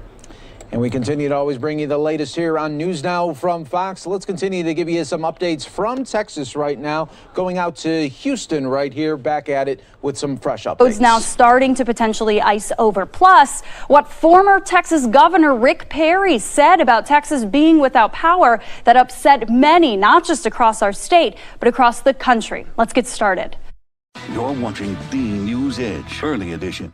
Everyone in the greater Houston area being told to assume they need to boil their water if they have any water at all. And as you heard, Centerpoint begging people to conserve energy and gas now through the evening. Local leaders estimating power outages for some could continue for days, but the service providers are trying to get people back online. As this evening, the governor confirmed more power is coming back into the power grid, but the damage was widespread. Every source of power that the state of Texas has been compromised, whether it be renewable power such as wind or solar, but also, as I mentioned today, access to coal generated power, access to gas generated power also have been compromised. So ERCOT is an independent private entity that candidly, I have both investigated and prosecuted before when I was the Attorney General of Texas. and we're now investigating again. I'm not suggesting in any way that there's been any criminal activity or anything like that, but it is something that needs to be looked at with regard to it is kind of opaque, the way that it runs. It's not transparent.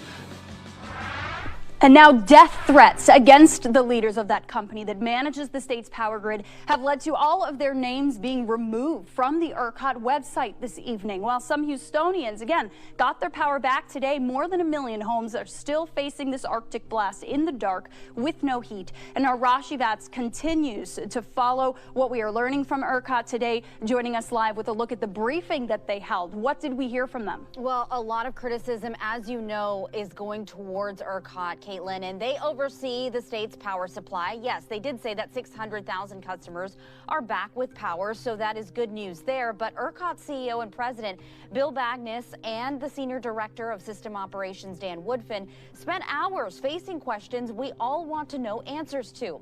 They said they stand behind their decision to have power outages instead of rolling blackouts from the beginning, because, according to them, things could have been even more catastrophic, if you can believe it. Like what we're seeing feels like a blackout, but the blackouts that can occur if you don't keep the supply and demand in balance could last months. It's not just outages. You lose all electricity on a system, and it could take months, it could take longer to rebuild that. And Texas would be in an indeterminately long situation without power even more extensively than we are with these outages.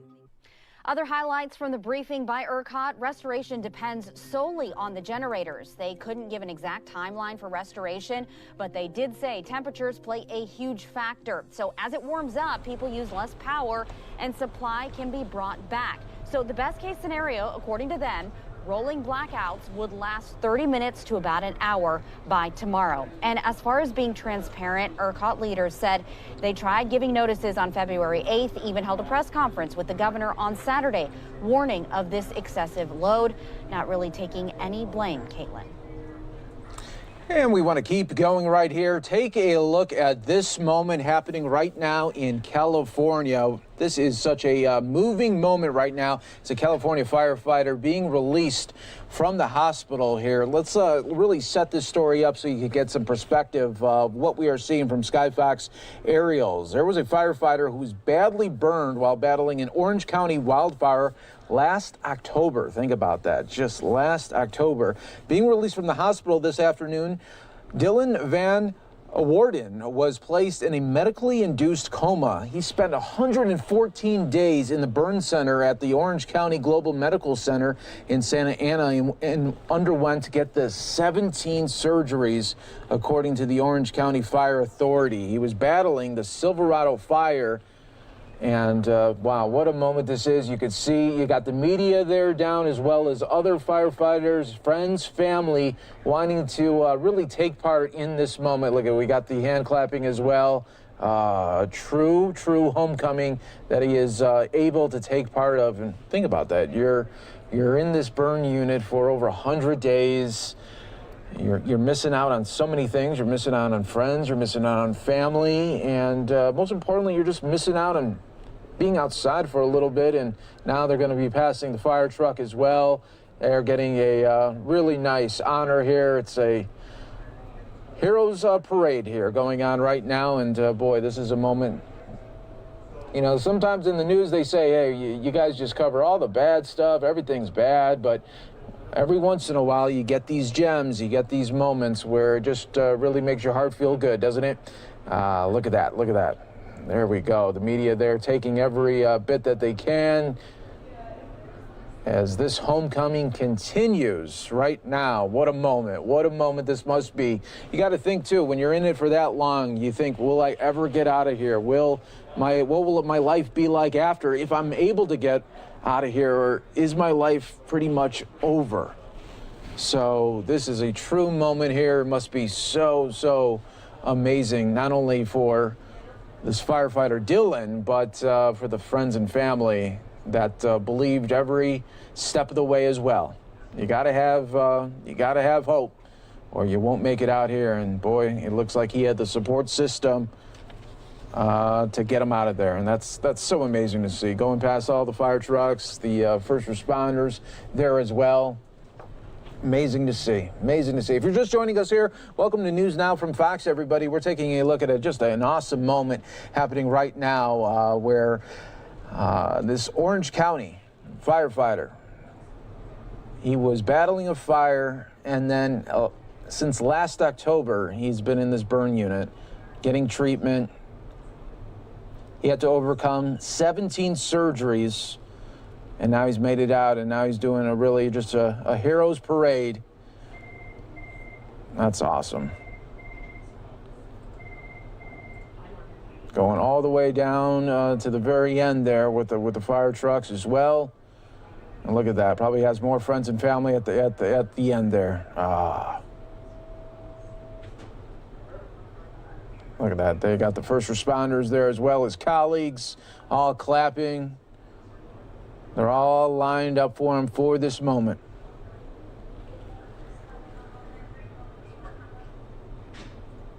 That's what you like to see, folks.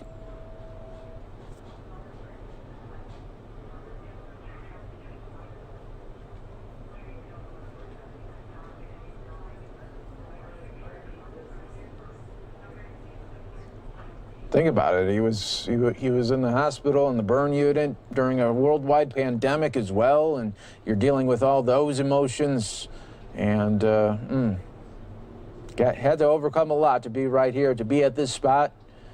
Shout out to all the doctors and the medical teams. Looks like the doctors here at the end, that his staff is now cheering him on. That is neat.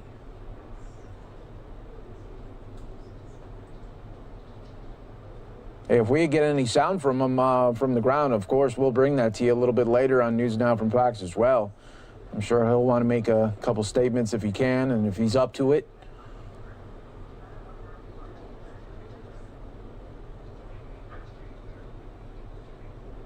This is great to see.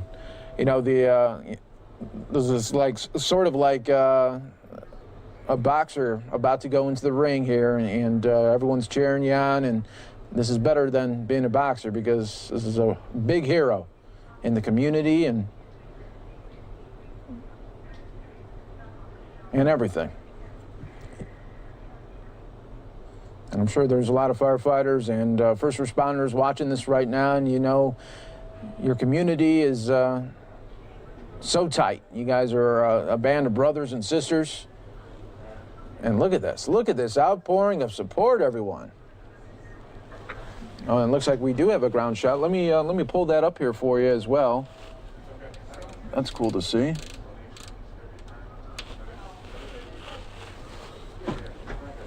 Looks like the photographer there is getting right there. Let's see if we could take that. Yes, we can.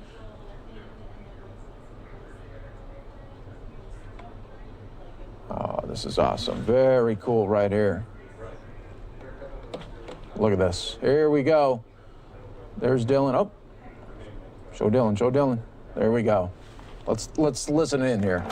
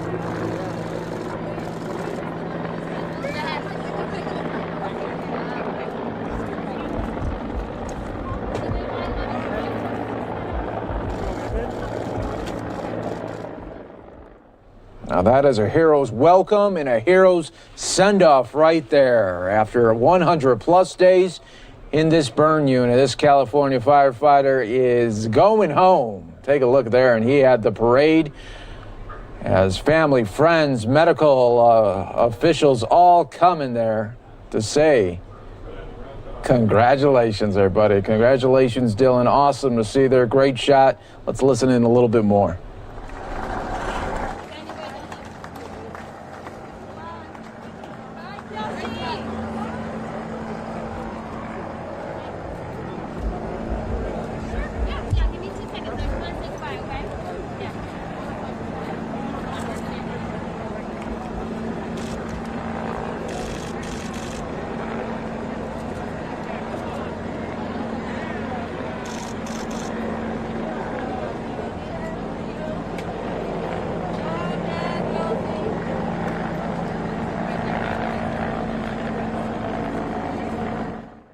That's what you like to see there. You know, under that mask, he is smiling big time. No doubt about that there. Wow. Awesome to see there. Here's Sky Fox shots once again of the send-off, the welcome, everything happening there in California. Great to see there. And that's what we do here on News Now from Fox. Try to show you everything that's happening as these feeds come in. And a lot of the other networks wouldn't be showing it. Maybe they would have showed a little 15-second at the end of their newscast. We'll show it to you as soon as we have it, right here on News Now from Fox, bringing you the live events as they're happening, raw, live, and unfiltered. That is a good example of what we do. More News Now from Fox, everybody, in just 2 minutes.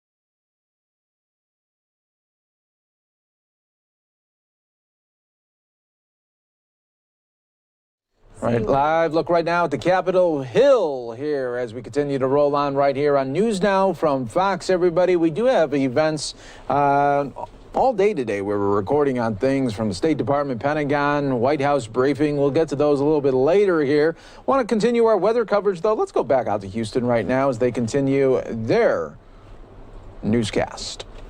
If you were out today, you might have noticed the roads seemed better. So Deidre joining us to take a look at what they're doing to keep things safe tonight. Deidre, are you with us? I'm here. Can you hear me? I can. So it seemed the roads improved or were better today than they've been. Is that the case? And what are you doing to keep them that way?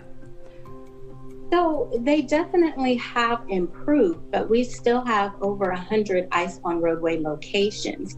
Our crews are out. They have been out since Friday. They are currently clearing ice. They are putting down a brine solution, and they are making sure that all of the Tier 1, Tier 2, Tier 3 roads are passable at this time.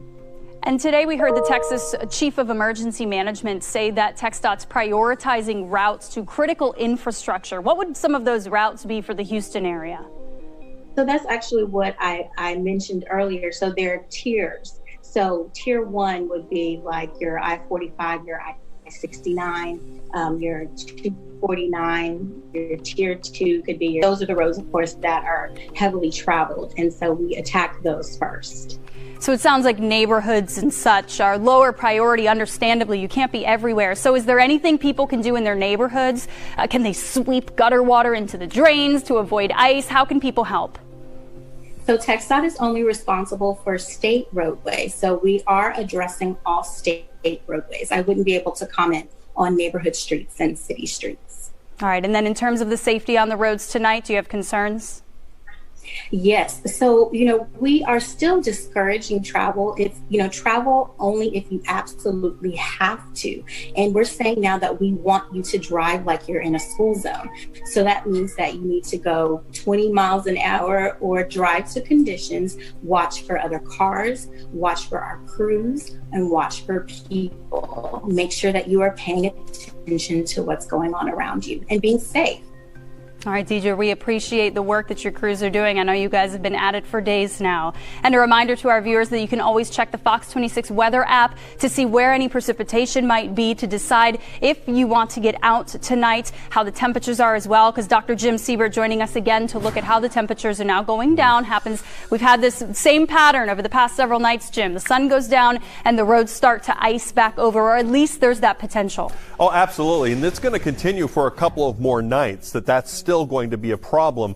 Little better during the day and then problems at night. Now, we do have a winter weather advisory for tonight until noon tomorrow for most of our area, except for right along the coast. And this is where we could see more wintry precipitation and with a little bit of accumulation. This is all going to be very light. We're talking about flurries, light, but of course, with the rain that we've had, the water on the roadways, it's going to freeze tonight. Any type of precipitation is going to cause problems. Now, as far as the hard freeze watch, that's for tomorrow night, as we're going to have the possibility of temperatures dropping into the middle 20s again for a lot of our areas, except for right along the coast. Now, as we look at the temperatures tonight, we're going to be down into the freezing, but it's going to be more of a light freeze, but that's going to happen, and the roads, which have been passable today, are going to become treacherous later on tonight. So as we look at our future cast, to been passable today are going to become treacherous later on tonight. So as we look at our future cast, temperatures will be in the 20s once we get down into the 12 a.m. hour. Overnight, we'll see temperatures mostly in the 20s and 30s along the coast. This is also showing you what the radar could look like, and it doesn't look like a huge active radar night. And then you see early in the morning, maybe that wintry mix starts to come in, especially in our northern counties. But for us in Houston tonight, freezing rain, generally north of Houston, where the problems, I think, are going to be. We will be in the middle to upper 90s by tomorrow afternoon. And then Friday, after we get into the middle 20s, we'll be in the 40s in the afternoon, and there's a 0 chance for precipitation on Friday. Haven't been able to say that for some time. And then we continue the warm up. It will still be close to freezing Saturday morning, 55 in the afternoon, and we'll be in the 60s by Sunday. And don't forget to download that Fox 26 weather app, especially as we continue to watch changing conditions tonight. You can monitor that radar just as closely as I do to see where the line is if we see any rain, sleet, or snow. And in the national discussion of what's happening here in Texas, former U.S. Secretary of Energy and former Texas Governor Rick Perry was trending. All right, so that was just some of the updates there from Fox 26 in Houston. Let's go back out to California here, where we were just showing you the firefighter that just got out of the burn unit after more than 100 days. Receiving treatments, going over 17 surgeries from an incident that happened back in October. And now he is getting the parade there, the Heroes Parade from the firefighter team and medical responders as well. Take a look at that. We're going to take another quick 2-minute break here, right here on News Now from Fox, everyone.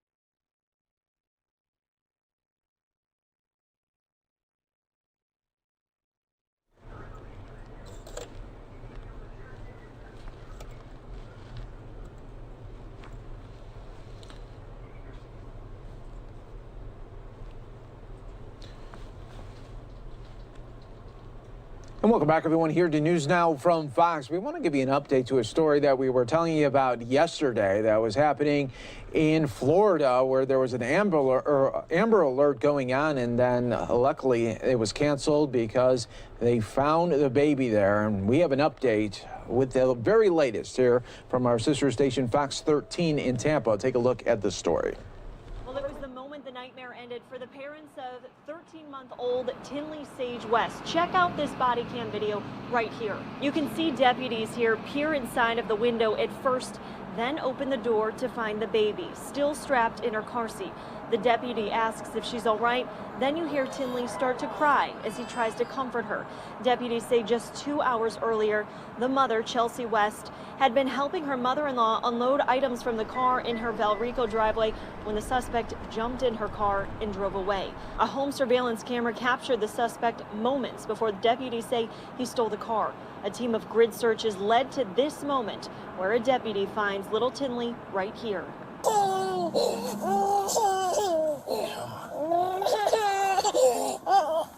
hot. You're hot, baby. You're hot. That's all right, baby. That's all right. He goes on to tell another deputy who arrives on the scene, I don't know how long the car has been here. See if you can get a hold of the church. Their offices are right around the corner. Then on his radio, he says the baby appears to be 10-4, but very hot. Now, the baby's parents, Jonathan and Chelsea West, say that they are so grateful that law enforcement worked as quickly as they did to locate their baby daughter. They had just moved to that neighborhood 3 days ago and were still getting situated. Meanwhile, the Hillsborough County Sheriff's Office says they are still searching for that suspect, and anyone with information is asked to contact them. Reporting in Tampa, Jennifer Holton for Fox News Now. Thanks so much there, Jennifer. Well, today is also Ash Wednesday, the beginning of the Lenten season for Catholics and Christians around the country and around the world. But it's a little bit different today because, well, we're still in this COVID-19 pandemic. Some of the churches changing it up. Mine for sure did today. That's why you don't see no ashes on my forehead. They were sprinkled on my top of my head. A little bit different. But let's get the very latest from our sister station, Fox 32 in Chicago, where they broke down just how different it is this year. Today is Ash Wednesday, which for Christians and Catholics, it is the beginning of the Lenten season of prayer and fasting. But because of COVID, this year's services are going to look a lot different than in years past. Yeah, joining us this morning with details is Bishop Robert Casey. Good morning to you. Good morning. Congratulations on your recent appointment to Vicar General of the Archdiocese. A year ago, I don't need to tell you, COVID shutdowns had not yet begun. Catholics were receiving their ashes in a sign of the cross on the forehead. What is the plan today? So today they'll be receiving ashes sprinkled on the tops of their heads, or perhaps with a cotton swab or a Q-tip.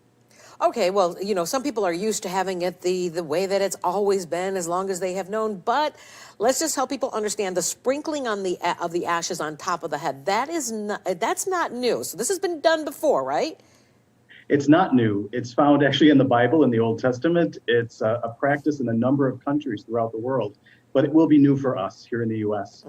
Well, Lent, of course, is a time for sacrifice. It's also a time for communal gatherings. We know Mardi Gras parades are being canceled. How are you advising Catholics to worship and mark this season safely? So we continue to follow our COVID guidelines of, capacity limits in our churches and physical distancing and wearing masks and sanitizing. So we're advising people, get in touch with your local church, either through phone or social media, and find out how to register for a mass if you can. And if you can't get to church, most of our churches are doing live streaming. They've found a way to gather together virtually because so many people are uncomfortable coming to church. Well, Lent does end with a celebration of Easter, and with all of the progress we've seen against coronavirus, people are wondering if anytime soon you think we're going to see any kind of normal celebrations, Easter, looking forward to that. What do you think? We live in that hope, and I think every day of the pandemic, we hope for the end of it and the hope for a return to normalcy. All right, Bishop Robert Casey, Your Excellency, thank you for joining us this morning. Appreciate it. Yeah, that is definitely something we could all hope for, no doubt about it. Well, tomorrow it's a very big day, not only on the planet Earth, but also on Mars for NASA specialists and so many different scientists that were thinking about this mission back in July. This is when they launched the rover up into space, and it's taken this long for the journey to get to Mars, and tomorrow will be the landing. There is going to be a moment tomorrow. There's going to be a 7-minute blackout where we won't know if the landing was a success or a failure, and we're hoping that it's going to be a success all day tomorrow.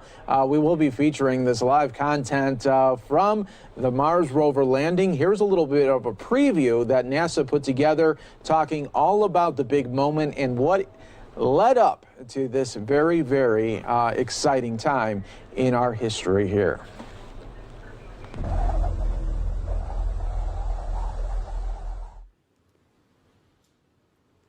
NASA's Mars Perseverance rover left Earth 6 months ago.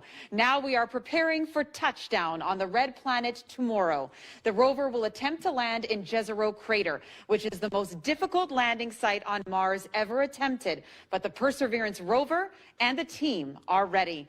Welcome to NASA's Jet Propulsion Laboratory in Southern California. I'm Marina Jurica, your host today, as we bring you a mission landing update as the team continues to prepare for tomorrow and what lies ahead. On our panel today are NASA Planetary Science Division Director Lori Glaze, Perseverance Deputy Project Manager Matt Wallace, Entry, Descent, and Landing Phase Lead Al Chen, Deputy Chief Engineer for Medley 2 Caitlin Lyles, Deputy Project Manager for Surface Activities Jennifer Trosper, Perseverance Project Scientist Ken Farley. For anyone watching who would like to submit a question, you can do so by using the Countdown to Mars hashtag. Our phone lines are now open to the media. You can ask a question by pressing *1 and enter the queue. To start, I'd like to welcome Lori Glaze. Good morning, Lori. Good morning. Great to see you. Wow, I'm getting so excited. We're now just a little over 26 hours away from touching down on the surface of Mars. And I was just thinking this morning, remembering back to the launch back in July and that exciting moment when Perseverance and Ingenuity began this incredible journey from Earth to Mars. And now we're here just 6 months later, ready for that final leg of the journey to put us on the surface of Mars so that we can really begin the overall objective of this mission, which is to really do the exploration of Jezero Crater. Perseverance is taking our next step in exploration of Mars, especially addressing the question about whether life ever existed elsewhere in the universe. Can I have the first graphic, please? Thank you. In studying Mars, we've taken a methodical approach to better understand how to even look for life. And all of our rovers have played important roles in trying to improve that understanding. Perseverance, of course, is going to be our 5th rover, the first being Sojourner, which launched in 1997. And that methodical approach started really with the Spirit and Opportunity rovers, following the water, trying to understand the history of water on Mars and understanding if there were ever a time when there was enough liquid water present on the surface of Mars to support life. And then that was followed, of course, by Curiosity, where we really took the next step, which to understand the habitable environments, whether there were habitable environments on Mars, and of course, Curiosity being able to confirm the presence of a lake of liquid water on the surface of Mars that was sustained over a period of time, and also identifying the complex organic molecules that would be the building blocks for life. And we've built on all of that knowledge to prepare ourselves now with the Perseverance rover, which is going to take that next step to really actually look for those signs of life. And we've brought with us an incredible payload of instruments that can, of course, do incredible science on the surface and also help us to identify the rocks that we'd like to take samples of and eventually bring back to Earth. And if you can run the video, please. This is just showing the rover as it's drilling down into the surface to collect those samples. We're going to try and bring back a scientifically diverse set of samples. You'll hear more from Ken Farley later about that. And this is just so incredibly important to bring these samples back to Earth, because we can then use the full breadth of our capabilities in the laboratories we have here on Earth, using all of the scientific expertise from around the world to address this incredibly hard question about whether or not those fossils of the microbes actually have been preserved in the deposits of Jezero crater. And so with that, I'd like to hand things over to Matt. Thanks, Lori. I just want to re-emphasize something that Lori mentioned, which this is really a different rover. You saw the profiles of the previous 4 rovers. I had the good fortune to work on all of those, and this one's really at the top of the food chain, I'd have to say. You know, we're carrying almost 50% more science and technology payload than Curiosity, despite the similarities in the 2 vehicles. This is really a much more capable system, and I think not only do we have the transformative science, which Lori and others are going to talk about today, but as mentioned, we have a lot of feed-forward technology on this mission, whether it's the Ingenuity helicopter or the ability to make oxygen from the CO2 atmosphere on Mars. A lot of exciting technology work that will feed into future missions, including some you'll hear about today, the Medley 2 package. Really just a great mission coming up. But before we can get that surface mission going, we have to land safely on Mars, and that is always a challenging feat for us. This is one of the most difficult maneuvers that we do in the space business. You know, almost 50% of the spacecraft that have been sent to the surface of Mars have failed. And so we know we have our work cut out for us tomorrow to get down to the surface safely at Jezero. We're going to ballistically approach that planet at about 12,000 miles an hour. And the trick we have to perform is to slow down to just a couple miles an hour so that we can gently touch the vehicle down on the surface and safely do so. That all has to happen in about 7 minutes. And it all has to happen autonomously. Perseverance really has to fight her way down to the surface on our own. It's something like a controlled disassembly of the spacecraft, and it's always something that we think a lot about, we work hard on, and we prepare for.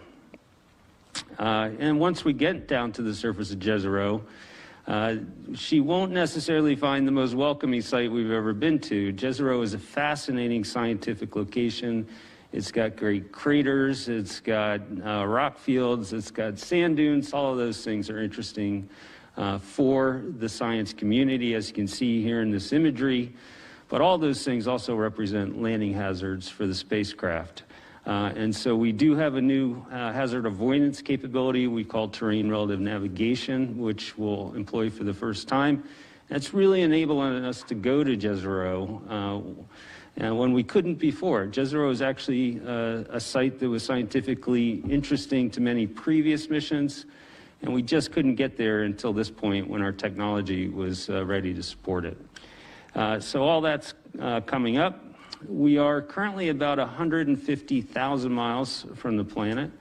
We are picking up speed as we approach, and the gravity starts to pull us in. We have transitioned into our EDL mode of operation on the spacecraft with the command we sent last Friday called do EDL, do entry, descent, and landing. We're keeping a close eye on our navigation situation. We have to hit an entry corridor that's really just a handful of kilometers across after traveling hundreds of millions of miles to Mars. And that's always something at this point of the mission that we're keeping a close eye on. We are updating the parameters, so we're ready to land right where we want to in Jezero. Our batteries are now topped off at 100% state of charge. Our pyro systems are armed and ready to execute the deployments necessary to execute entry, descent, and landing. We have tested out our engines and our guidance sensors. They are ready to go. And really just have a few more interactions with the spacecraft, but if necessary, Perseverance could land itself already without any more help from us here on the ground. So the spacecraft is ready. I think the team is also ready. We've been thinking about entry, descent, and landing for probably every workday over the last 8 or 9 years. It's always something that consumes our development and our testing and our design work. We've been practicing the entry, descent, and landing process using something we call operational readiness testing, especially over the last 6 months or so. It's going to be a little bit different this time, obviously. On previous missions, we're going to be having to deal with the same pandemic that everybody else is dealing with here. So our workplace is a little different. We've got masking requirements and social distancing requirements. Our mission support area will be a little less dense than we had before, but make no mistake, this is going to be a landing on Mars, much like the previous that we've had on other missions. And so I think with that, I'm going to turn it over to our entry, descent, and landing phase lead, Al Chen. Thanks, Matt.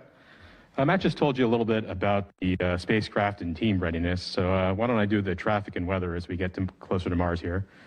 If you bring up this next image here, you can kind of see our Martian dartboard, if you will, figuratively here. If we're inside that green box is our bullseye. That's where we want to be, and that's anywhere in that area, the entry, descent, and landing system can finish the job of getting us down to Jezero Crater. As you can kind of see from those rainbows of the little ellipses there at the top of the box, we are comfortably inside that box right now. So we think that the landing system can finish the job from here. So we have hit that bullseye.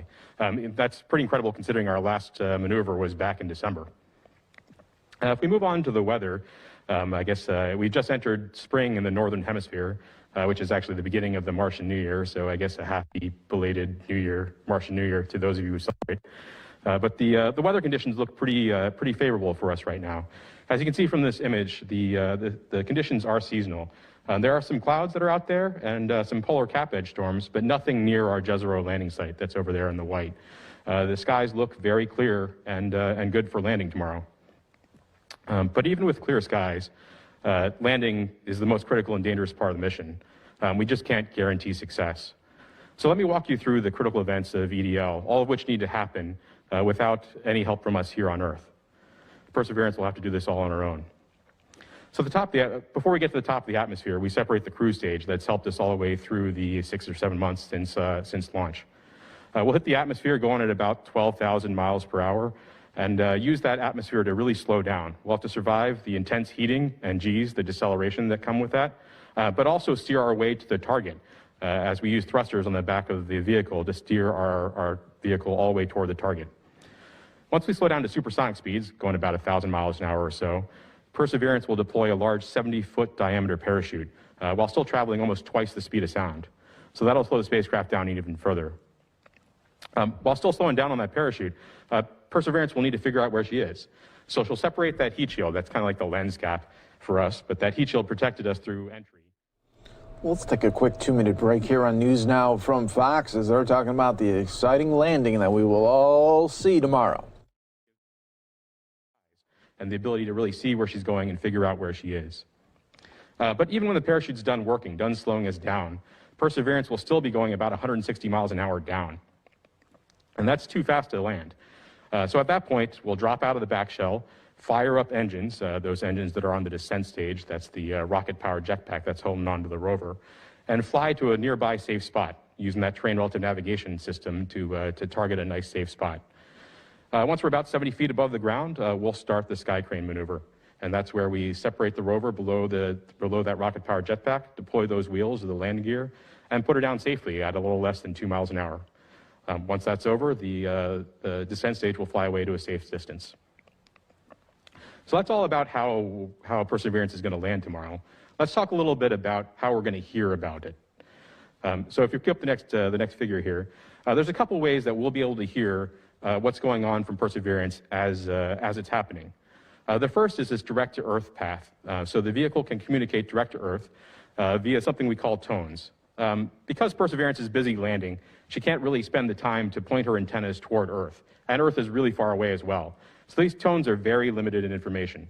All we have there going direct to Earth is kind of one of 256 tones. They're like keys on a big piano.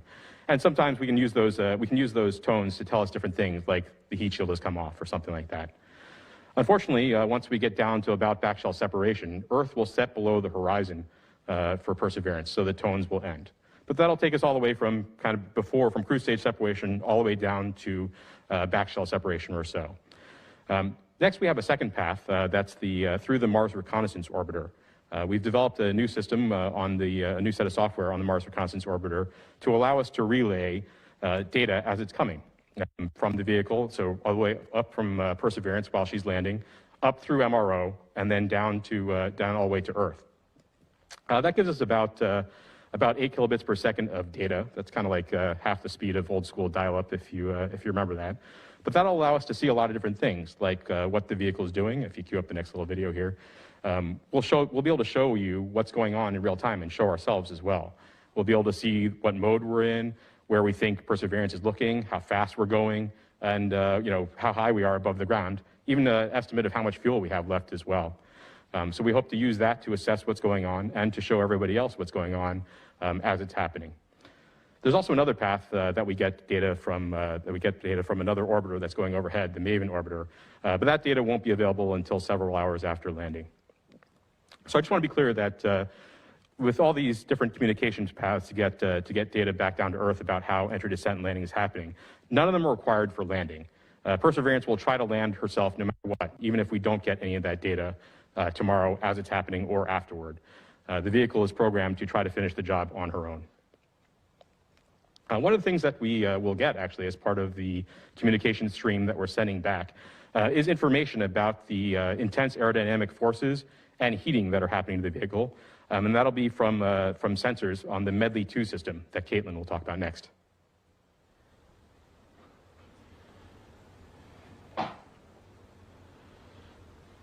Thanks, Al. So I'm happy to be joining you all virtually on behalf of the Medley 2 team to talk about why we're excited to be part of this mission.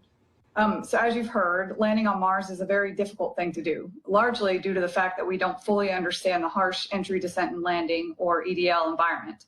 So the goal of Medley 2 is to collect data to help us better understand that environment, specifically the heating and pressure that Mars 2020 experiences as it passes through the Mars atmosphere. This will also help us to understand what we can expect for future missions. So Medley 2 stands for Mars Entry, Descent, and Landing Instrumentation 2.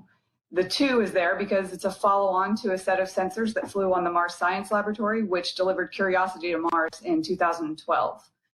Both the Medley and Medley 2 sensor suites were developed through a partnership between NASA Langley, Ames, JPL, and Lockheed Martin Space Systems.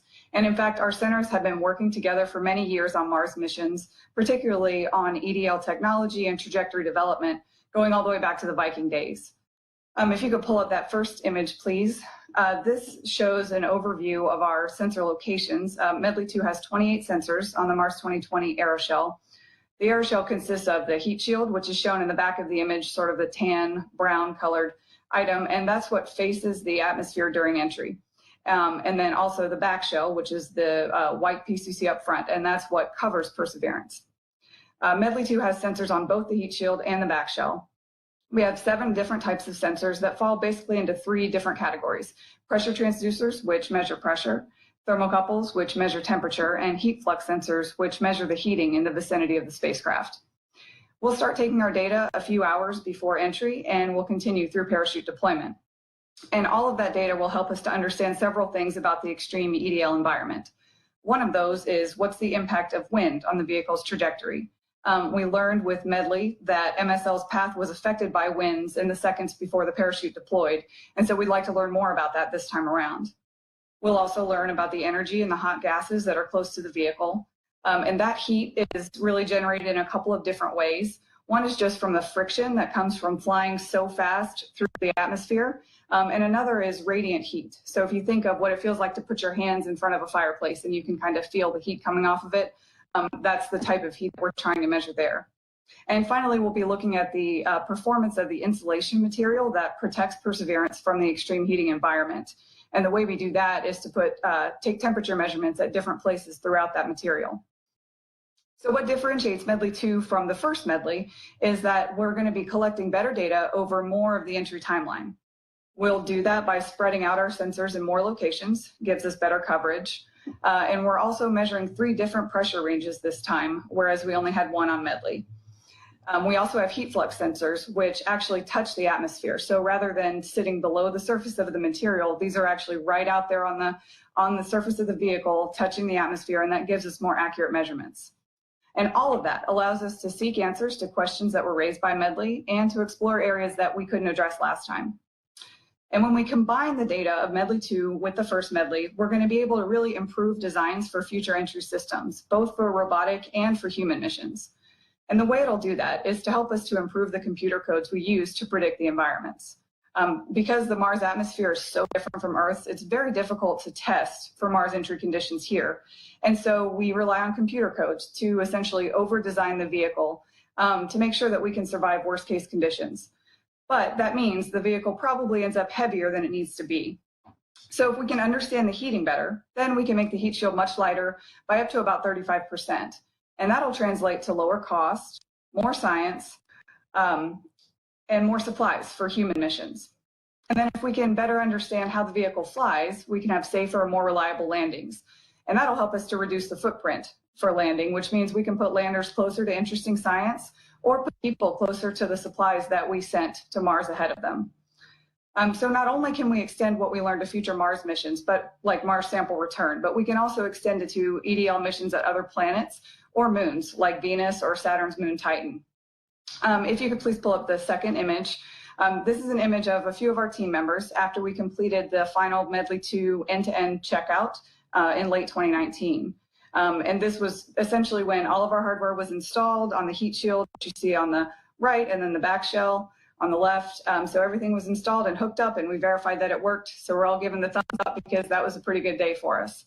And I just want to wrap up by saying that we're very excited for Medley 2 to extend the groundbreaking entry data that was collected by the first Medley. It's going to tell us what Mars 2020 actually experiences during those important few minutes of EDL. And it fills critical gaps in knowledge necessary to advance EDL technology in the future. And in fact, the back shell sensor is going to collect NASA's first ever measurements of the heat experienced by the back shell of a Mars entry vehicle. So we're excited about that too. But overall, Medley 2 will give us the most complete data set ever collected from a Mars entry. And with that, I'll hand it over to Jennifer, who will talk about what happens after landing. Thanks, Caitlin. Well, it turns out after landing, it's not over. In fact, it's just beginning. The science mission is just beginning. I say that, but I definitely know that all of us up here, along with all of you out there, will be breathing a great sigh of relief when we get down safely on the surface. But once we do get down safely on the surface, we're all on the edge of our seats to get those first images from Mars. And so I want to talk a little bit about how to get those first images, when they might come. And then I'll also talk just in general about the things that we do after we land on Mars to get the rover ready for the science mission. So the images. During entry, descent, and landing, at the very end of that UHF pass with MRO we talked about, it's possible that we will get HazCam images. The HazCams are on the front and rear of the rover. That we'll get HazCam images with the lens covers still on in that pass. If we get that, that's golden. Everybody's very excited. We may not get that for the reasons Al talked about. Some of these links drop out. Then we have an opportunity in the later afternoon, about 3.5 hours after landing. There's the Odyssey orbiter flies over, but it's a very low data volume pass. So we will get data on that if things have gone well, but we likely wouldn't necessarily get images. So we have to wait until our 6:30 p.m. pass, which is the Trace Gas Orbiter, a European asset, where we can get a lot more data volume, and hopefully we'll be getting some initial images on that. Those would be the front and rear HazCams with the lens covers deployed, because the rover will have deployed them by then. We potentially would get some of those thumbnail movies for EDL cameras if all has gone well. So we're going to start getting some fantastic imagery and see our new landing site here on Mars from the rover's point of view. Now, the internal checks that we do right after landing are somewhat limited. The rover's had a long day, so mostly just does a few releases of our high gain antenna, those lens covers I talked about, and then we take a nap and we charge the batteries up to get ready for all the things that are happening the next several sols. So If you can go ahead and roll the next video. One of the things that we do across the first few sols on Mars is we know the tilt of the rover, we have IMU data, but we don't actually know the orientation of the rover that accurately. And so what you see here is the remote sensing mast that was folded up on the rover so we could fit in the back shell, has to be deployed. The high gain antenna you can see is over to the right of the image and flat. That needs to be deployed and point at Earth. We actually use the cameras on that remote sensing mast to look around and find the sun. Once we know where the sun is, we're actually able to put that data into the rover's computer, and we have all the other information we need to point that high gain antenna at Earth. And that's what we'll do to command the rover. We send commands through that high gain antenna. So that will happen that first week on Mars. We'll be doing those things. And then we hope to be driving in a few weeks to the helicopter flight demo site. So we'll be looking for a good site, flat site, not many rocks, so we can fly the helicopter. And then after that, we will be driving to our first science sampling site that we hope to get to in the summer or so. So with that, I will say I'm very excited. The team is now shifting their schedules to be on Mars time. Right now on Mars at our landing site, it's about 2 p.m. local solar. So the team is going to get used to getting up later and then working a little bit into the night. That's not bad to be on a different shift, but the problem with Mars time is that the Mars days are 40 minutes longer than the Earth days. And so you're always shifting by 40 minutes every day, and that gets you jet lagged. But we do this because we want to be very efficient with the mission that we're doing and get the rover unfolded, get the helicopter mission going, and get there getting our first samples. And I have to say, after 5 missions, yesterday somebody asked me, what are you doing to prepare for Mars time? And I thought, I finally have purchased a sleep mask, which I didn't have. Maybe it took me 5 missions to figure this out, but sometimes it's hard, to sleep and everybody's sleeping in the middle of the day. So I'm ready, have my earplugs, and we'll be on Mars time. And to talk more about the science mission, I'll hand this off to Ken Farley. Thanks, Jennifer. Tomorrow's landing of Perseverance on Mars is the spectacular crux move of this mission. And it really marks a fundamental transition from the getting there phase of the mission to the doing phase, to actually exploring Jezero Crater, as Lori mentioned. There are 450 science team members from around the world, and I will say we are very much ready to take the stage. I want to tell you a little bit about what we have been doing for the last few years and what we will be doing in the next few weeks. The first important thing to understand is that Perseverance is a very capable but a very complicated piece of hardware to operate. And it's autonomous, but we have to tell it everything that it is going to do. We have to tell it where to drive. We have to tell it what observations to make. We have to tell it what samples to collect. And this leads to a daily cycle in which data flows back from the rover to the science team. The science team needs to digest that data, interpret it scientifically, and then together come up with a plan for what we are going to do tomorrow. And then that plan needs to be turned into code and beamed up to the rover to execute.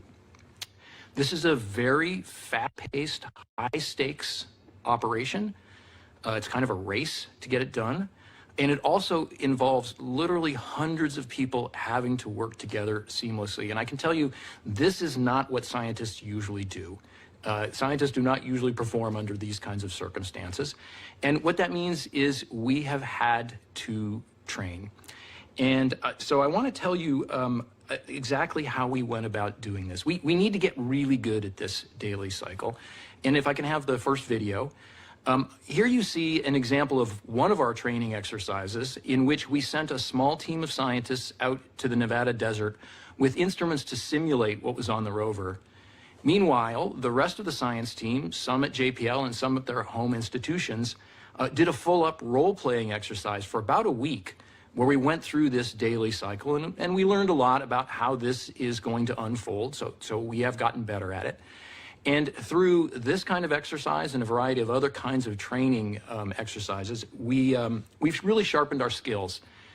And one special skill we've had to pay attention to, and it's different than ever before, is the science team is not going to be shoulder to shoulder doing this. For the foreseeable future, we are going to be operating remotely. So literally, the science mission is going to be executed from people's living rooms and bedrooms all around the country and all around the world. It's spectacular that we are able to do that. It's a big challenge, and I think we are ready to do that. Immediately after we land, Jennifer has told you a little bit about what's going to happen. We are going to get some images, and those images will be enormously important for the science team. We have a lot of orbital data, pictures taken from orbiters, but there's nothing like actually seeing images on the ground to get kind of situational awareness. And for a geologist, that is very important. The first few minutes on the field site when you can look around is enormously enlightening. So we'll use that kind of information, the images we get, as well as a little bit of initial exploration, to decide what to do. And if I could have the next image. We are very likely to move towards one of several pathways that we have already identified from orbit, one of which you can see here, the green line snaking across the delta. This is a pathway that the science team has identified over the last few years that strings together the key scientific targets that we wish to investigate. These are places where rocks outcrop that we think will tell us the most about the geologic history of Jezero Crater. They are the places where we think there may be evidence for past life on Mars, where we might find biosignatures, and places where we are likely to collect samples. So getting onto that trajectory will be something that we do very early in the mission. So I can tell you that the science team is very excited for this transition, and I personally am extremely excited for those first images that are going to come back. They will be fabulous from a scientific point of view, and also as a huge milestone after so many years of effort in this mission. And now I will turn it back to Marina to handle questions. Thank you so much, Ken, and thank you so much to all our panelist presenters. We are now ready to take media questions. Remember to press *1 to get put in the queue, and please direct your questions to one of the panelists. We're also taking questions through the Countdown to Mars hashtag. Our first question comes from Chelsea Goad from space.com. Good morning, Chelsea.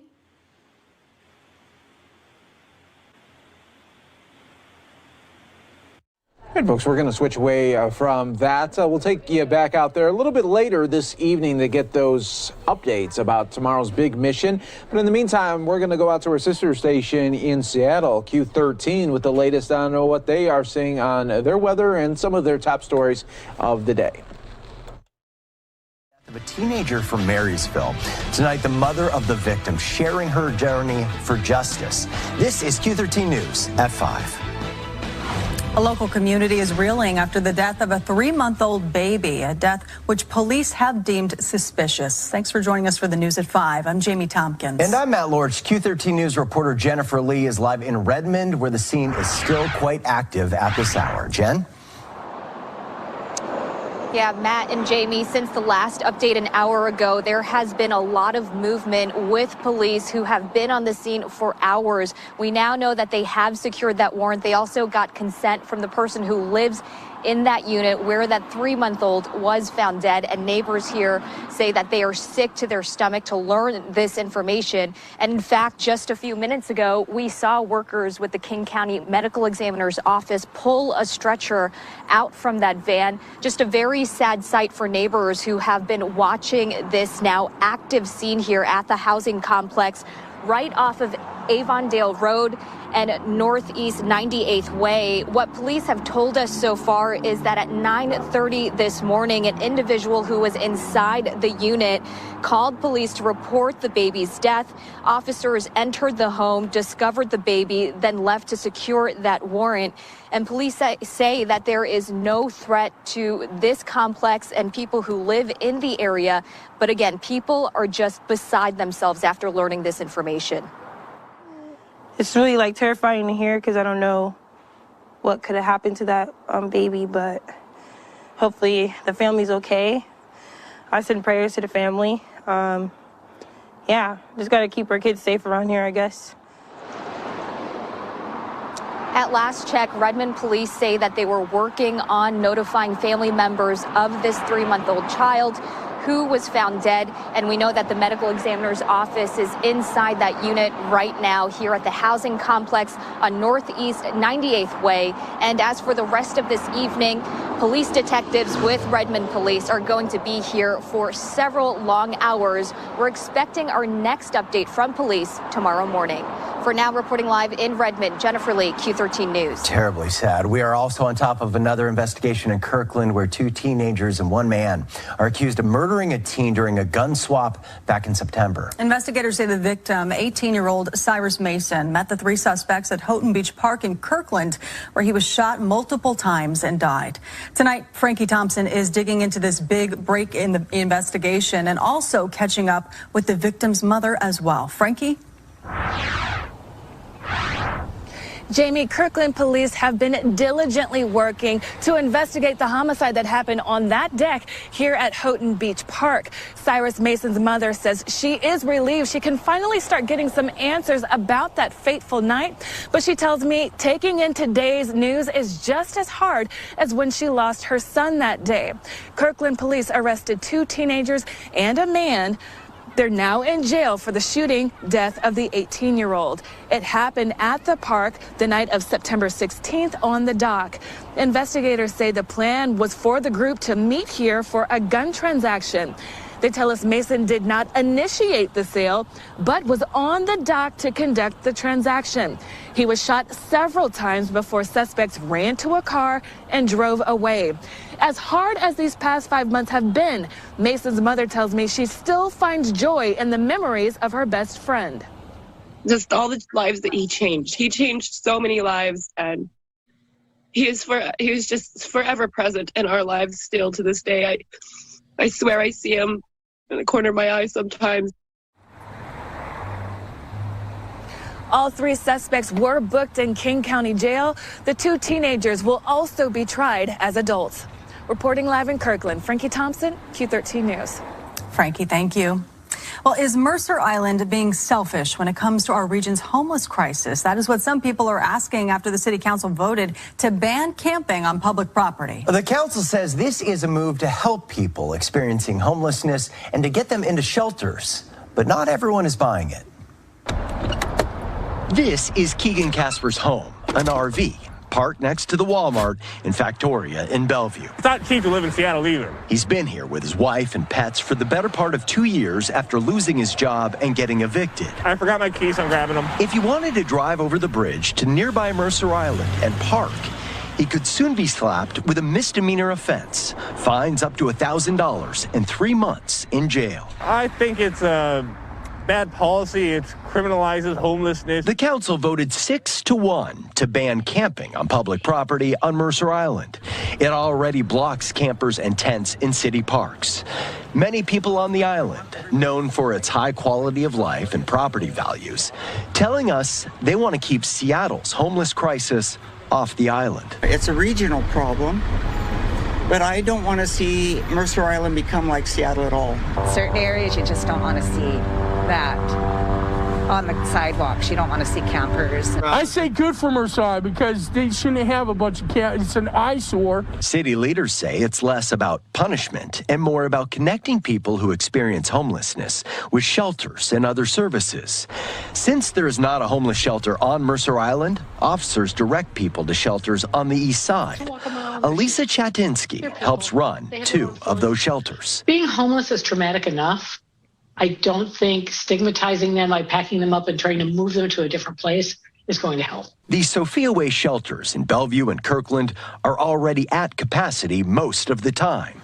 She fears more cities may follow Mercer Island. One municipality going their own way, it's kind of going rogue. Come to the table with us. See how we can solve it together. It comes as King County is creating a regional homelessness authority to get Seattle and the suburbs on the same page. King County Executive Dow Constantine saying about Mercer Island's move, nobody gets to claim that the homeless belong to someone else. They didn't all come from Seattle. They didn't all come from Auburn. They came from Mercer Island. We are all in this together. A law like this basically makes it more difficult for people who are homeless. A lot of people care more about the visual appearance of people being homeless on the street than they do the individual suffering or situations. A battle over the future of our communities and whether people experiencing homelessness, their tents and campers, are really welcome. A ruling from the Ninth Circuit Court of Appeals says if there are no shelter beds available, the city cannot enforce the camping in public ban. I reached out to Mary's Place, one of the primary providers of emergency shelter for families here in Western Washington. They told me during the months of November and December, they could only provide shelter to less than 25% of the families who called for help. Today, a judge set bail at $250,000 for a Mount Vernon woman accused of killing someone during a fight over a political sign. The 55-year-old claims she opened fire Saturday in self-defense after her husband got in a fight with a couple who tried to steal a Lauren Culp for Governor sign out of their yard. The gunfire killed a 32-year-old woman from Arlington. Prosecutors say the attack was unprovoked and that the couple pulled into the driveway to let some air out of the tires. The shooter is charged with second-degree murder, though prosecutors say they're considering reducing those charges. If she's convicted, she could face a max of life in prison. Good news from the mountains. US 2 over Stevens Pass once again open to traffic this evening. It was closed overnight, as you may have heard. That's so crews could catch up with all that snow that has fallen there this week. The resort reopened at noon today. This is a live look from WashDOT's camera right there at Stevens Pass. It actually looks like part of the roadway is clear, which is really good news, Jamie. Yeah, it's starting to look like things are working out. Chief Meteorologist Lisa Villegas has a first look at our night ahead all across the region. Lisa? Yeah, so I'm so happy that everything has started to clear up. We had some sunshine developing earlier today, still happening right now for a lot of us, but this is all going to change by tomorrow for that commute. Currently, I also have the satellite and radar view on top of these temperatures, but nothing happening because we're not seeing anything yet. But as we fast forward later on tonight, timestamp here 10:30, you can see that cloud cover thickening up. You're going to notice this on that commute. It is going to be mainly cloudy for most of us, and we're going to start to see this rain picking up, working its way from the west towards the east. Timestamp here right around 9 a.m. So most of us are going to be quiet on that commute out, but that rain's going to roll through, continuing to increase and obviously increasing our temperatures throughout the afternoon. But overall, tomorrow morning is going to be a little chilly. Temperatures lower 40s, upper 30s for a lot of us here, even up across parts of the north sound. Wouldn't rule out temperatures in the mid 30s, which means we're going to be watching for that chance of some light flurries. But overall, rain is expected here, especially throughout the 7-day forecast. I'll show you exactly what we can expect with my future casts next. The conservative movement has lost one of its most influential and beloved voices. Talk radio titan Rush Limbaugh passed away today, losing his battle with lung cancer. Limbaugh hosted his popular syndicated radio program for 32 years, and along the way became a media icon and political power player.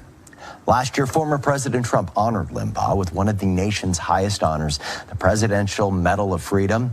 Today, Trump called into Fox News to remember his friend. He loved this country. He loved the country. He loved his wife and his family. And he loved his fans, his audience, which was, I think, maybe the biggest ever. There's never been anything like it. You know, when Sean says irreplaceable, he really means it too. He's irreplaceable. Coming up in our next half hour, we're going to take a closer look at Limbaugh's impressive career, his impact on the culture and politics of this country, and his enduring legacy. Common ailments have taken a back seat. And a little bit later, we will also feature for you that full Trump interview that he did on Fox News a little bit earlier today. We'll feature that for you in full. A nice tribute there to his friend, Rush Limbaugh, and we'll put that for you in just a little bit. We'll take a quick 2-minute break here on News Now from Fox. When we come back, we'll go out to Florida, where we will hear from the governor, Ron DeSantis. He always has something to say, and we'll bring that to you next here on News Now from Fox.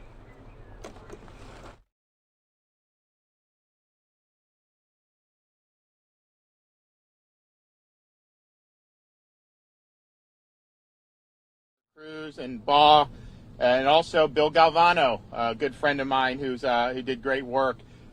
Want to provide an update on this week's vaccine shipments. It's not a great day here in Florida weather-wise, but it's a heck of a lot worse in a lot of parts of the country. And so vaccine shipments are being delayed. Now, we did get the vast majority of our Pfizer shipment this week. We've received about 136,000 doses. We've got about 9,000 doses that are left. We think we're going to get those tonight or tomorrow morning. So that's not that disruptive. The Moderna, though, that entire shipment is still yet to come. So we think it's going to come hopefully by Thursday or Friday. Normally we would have all the Moderna by Tuesday or Wednesday of each week. So, and what's happened is you see all the storms, you see a lot of the ice. I think some of this stuff's just in Memphis or the places where they ship from. So it's a combination of the weather, the ice, and then obviously the different logistics that result from that. So if you have an appointment like at a Publix for Thursday and they have to delay you, that's almost assuredly why. So just have patience on it. There's nothing we can do with the weather in other states. We are going to get the Moderna, but it is not here when it normally would be here. Also want to just provide an update. We're happy to be here at Lakewood Ranch. This is one of our senior community pods that we've been doing all across the state. And this is for 3,000 vaccines for seniors age 65 and older. They are going to get Moderna. They will be scheduled to come back here for their boosters in 28 days. And we want to thank Lakewood Ranch and Manatee County for working with us. What we did as we got into February was we looked at what percentage of seniors in each county had gotten shots at to that point. Because we had about 4 weeks of really strong seniors first where we were getting the vaccines out. And you had some places that were in the 40% of their seniors. And now, a couple weeks later, we have some that are going to hit 70% soon, like St. Johns County. They're in the mid-60s. Palm Beach, big county, I think it's 54%. But we had seen Manatee, Sarasota, and Charlotte counties as being in about 20%. So we said we've got to do more in those three counties. And so here in Manatee, I mean, the county, they're already getting 6,000 for their pod every week. That continues. So this is in addition to that. But what we've done over the last 2 weeks is we've done senior community pods in each of the three counties. We did 3,000 seniors at the Venice Community Center last week in Sarasota County.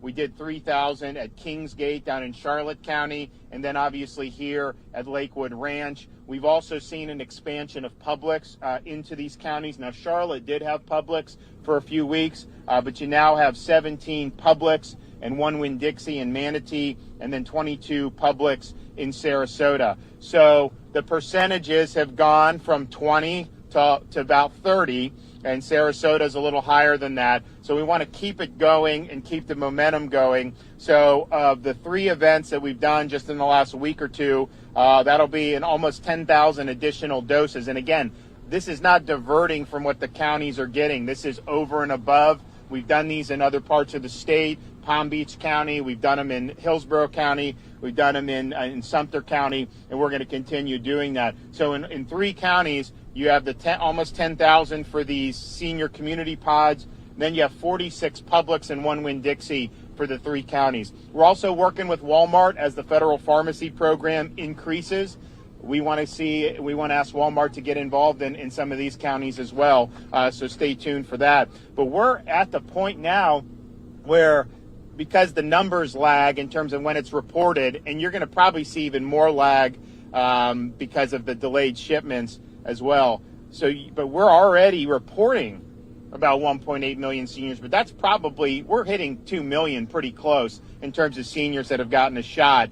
And so that's the 75% of all doses have gone to senior citizens in Florida, and we want to continue to do that and just press forward. There's still strong demand for it among seniors.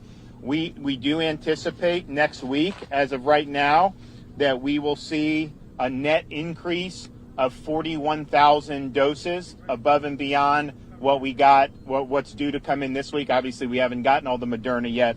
So that'll be 41,000 additional. So that'll allow us to increase doses in counties that need it, to try to catch up. So we haven't made the decisions about where those are going to go, but I would imagine you'll see some in Manatee and Sarasota and Charlotte above and beyond what they're normally getting. You'll start to see, starting next week, the numbers of distributed doses increase even above and beyond the new doses. And basically what the federal government's decided to do is count the Pfizer vials for that 6 dose. Up to this point, it was 5. So now they're saying if you get a Pfizer vial, that's 6 doses. So people should just understand that that's part of what's happening. So the 41,000, that's new net doses, not including the change in definition there. So whatever we're getting 41,000. Now they'll show that that's even more because they're going to do the 6 doses in the Pfizer vial, which is fine, but that's just understand what that is. So we're going to continue doing our relationships with faith-based communities. We've done over 70 houses of worship in different faith-based communities. We've cranked out about 40,000 shots. A lot of that is African-American churches, but we've also done synagogues and mosques and other houses of worship. We also have, between county health departments and the state, 105 community vaccination sites statewide. These communities, senior communities that we've done over 15, I think now, starting in Kings Point down in Delray Beach in December, and we've been in different pockets of the state doing that, and we're going to look to do more going forward. We also have our Homebound Seniors program. So we've been able to go and visit seniors who may have more difficulty getting out of the house, going to a site like this. And we started with Holocaust survivors. We moved on to Bay of Pigs veterans down in Miami with the Cuban Americans. And we've been working diligently to do as many World War II and Korean veterans as we can. I was in Charlotte County last week, and we had a great fella who was 94 years old who had served in World War II and Korea and Vietnam, for that matter. So we're going to continue to do that. The federal pharmacy program last week was the first week that it had been going. We got a lot of positive feedback. Obviously, Publix had been involved in our efforts in getting that into communities. They got additional doses through that. And then Walmart with over 119 Walmart and Sam's Club stores across 34 counties. So I think folks appreciate that. As I said, we'd like to be able to get Walmart expanded into other areas as well. And as the doses increase, we're going to do that. We are very robust with Publix, almost 600 stores now across 41 counties, including 17 right here in Manatee County. And people can sign up for that at publix.com/COVID vaccine. We've also, my Division of Emergency Management, I've told them to work with FEMA. They have set up some sites in California. And we say, look, we want more doses, however you're going to do it. I've been very clear. The easiest thing is just to send us more because we have the infrastructure. If they want to come in and set up and they're going to do doses over and above our current allotment, we obviously want to participate in that because we want as many doses as possible. So hopefully that they'll be able to do something here in Florida as well. And I think the way they do it, I mean, each site is tens of thousands of doses a week. And so if you're talking about setting up a handful of sites, that could be 50, 60, 70,000 additional doses a week. So we obviously want that. We want to make it available for everybody. And then we're also monitoring the approval for the Johnson & Johnson vaccine, which will hopefully, if produced to a large scale, will make a really, really big difference and provide another option for folks. I think what you'll start to see, hopefully, over the next couple weeks, is there'll be a little softening in the demand among seniors. Now, there's still very strong demand because we've got 4.5 million seniors and you got many that want it. But I think that as you do more and more chunks, and if we are getting 400,000 a week, that's going to make a big dent in that. So I think you'll start to see a little bit of softening. And then once we see that, that's when we will expand to either other age groups and or some of the key areas like law enforcement.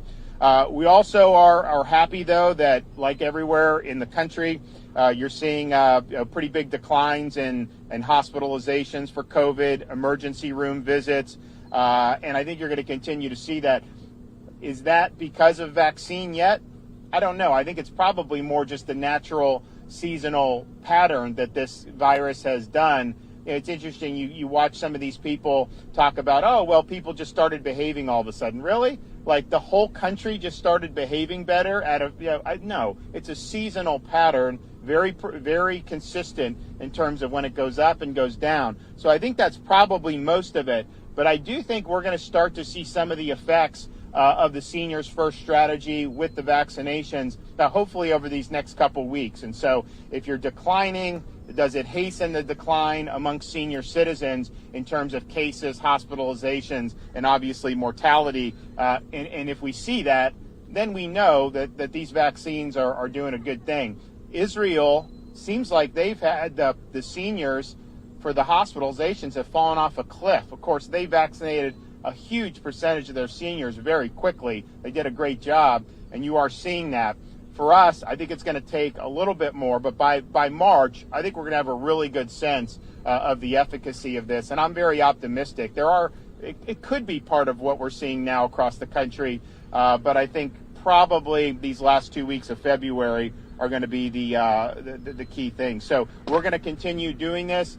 As soon as we get that Moderna in, obviously it's going to go to where it needs to go. There is, unfortunately, a delay in that, so I just ask folks to be patient. It's out of our control, and hopefully they're able to get that to us very, very soon. But we're really happy to be here at Lakewood Ranch. We're happy that we're going to have 3,000 seniors come through this site over the next couple days. And even with some of the problems with the delivery, this is something that we had committed to do. We wanted to do something in all 3 counties, and so we were able to pull it off, and we're happy about that.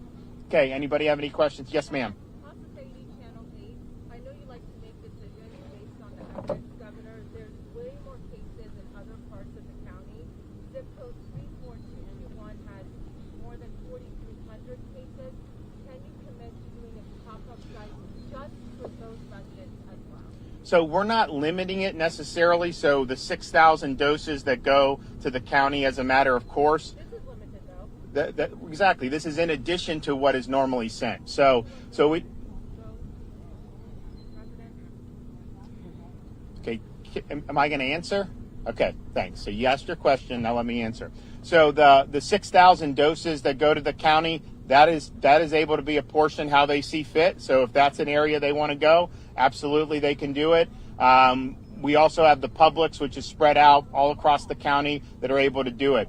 These doses were not earmarked for Manatee.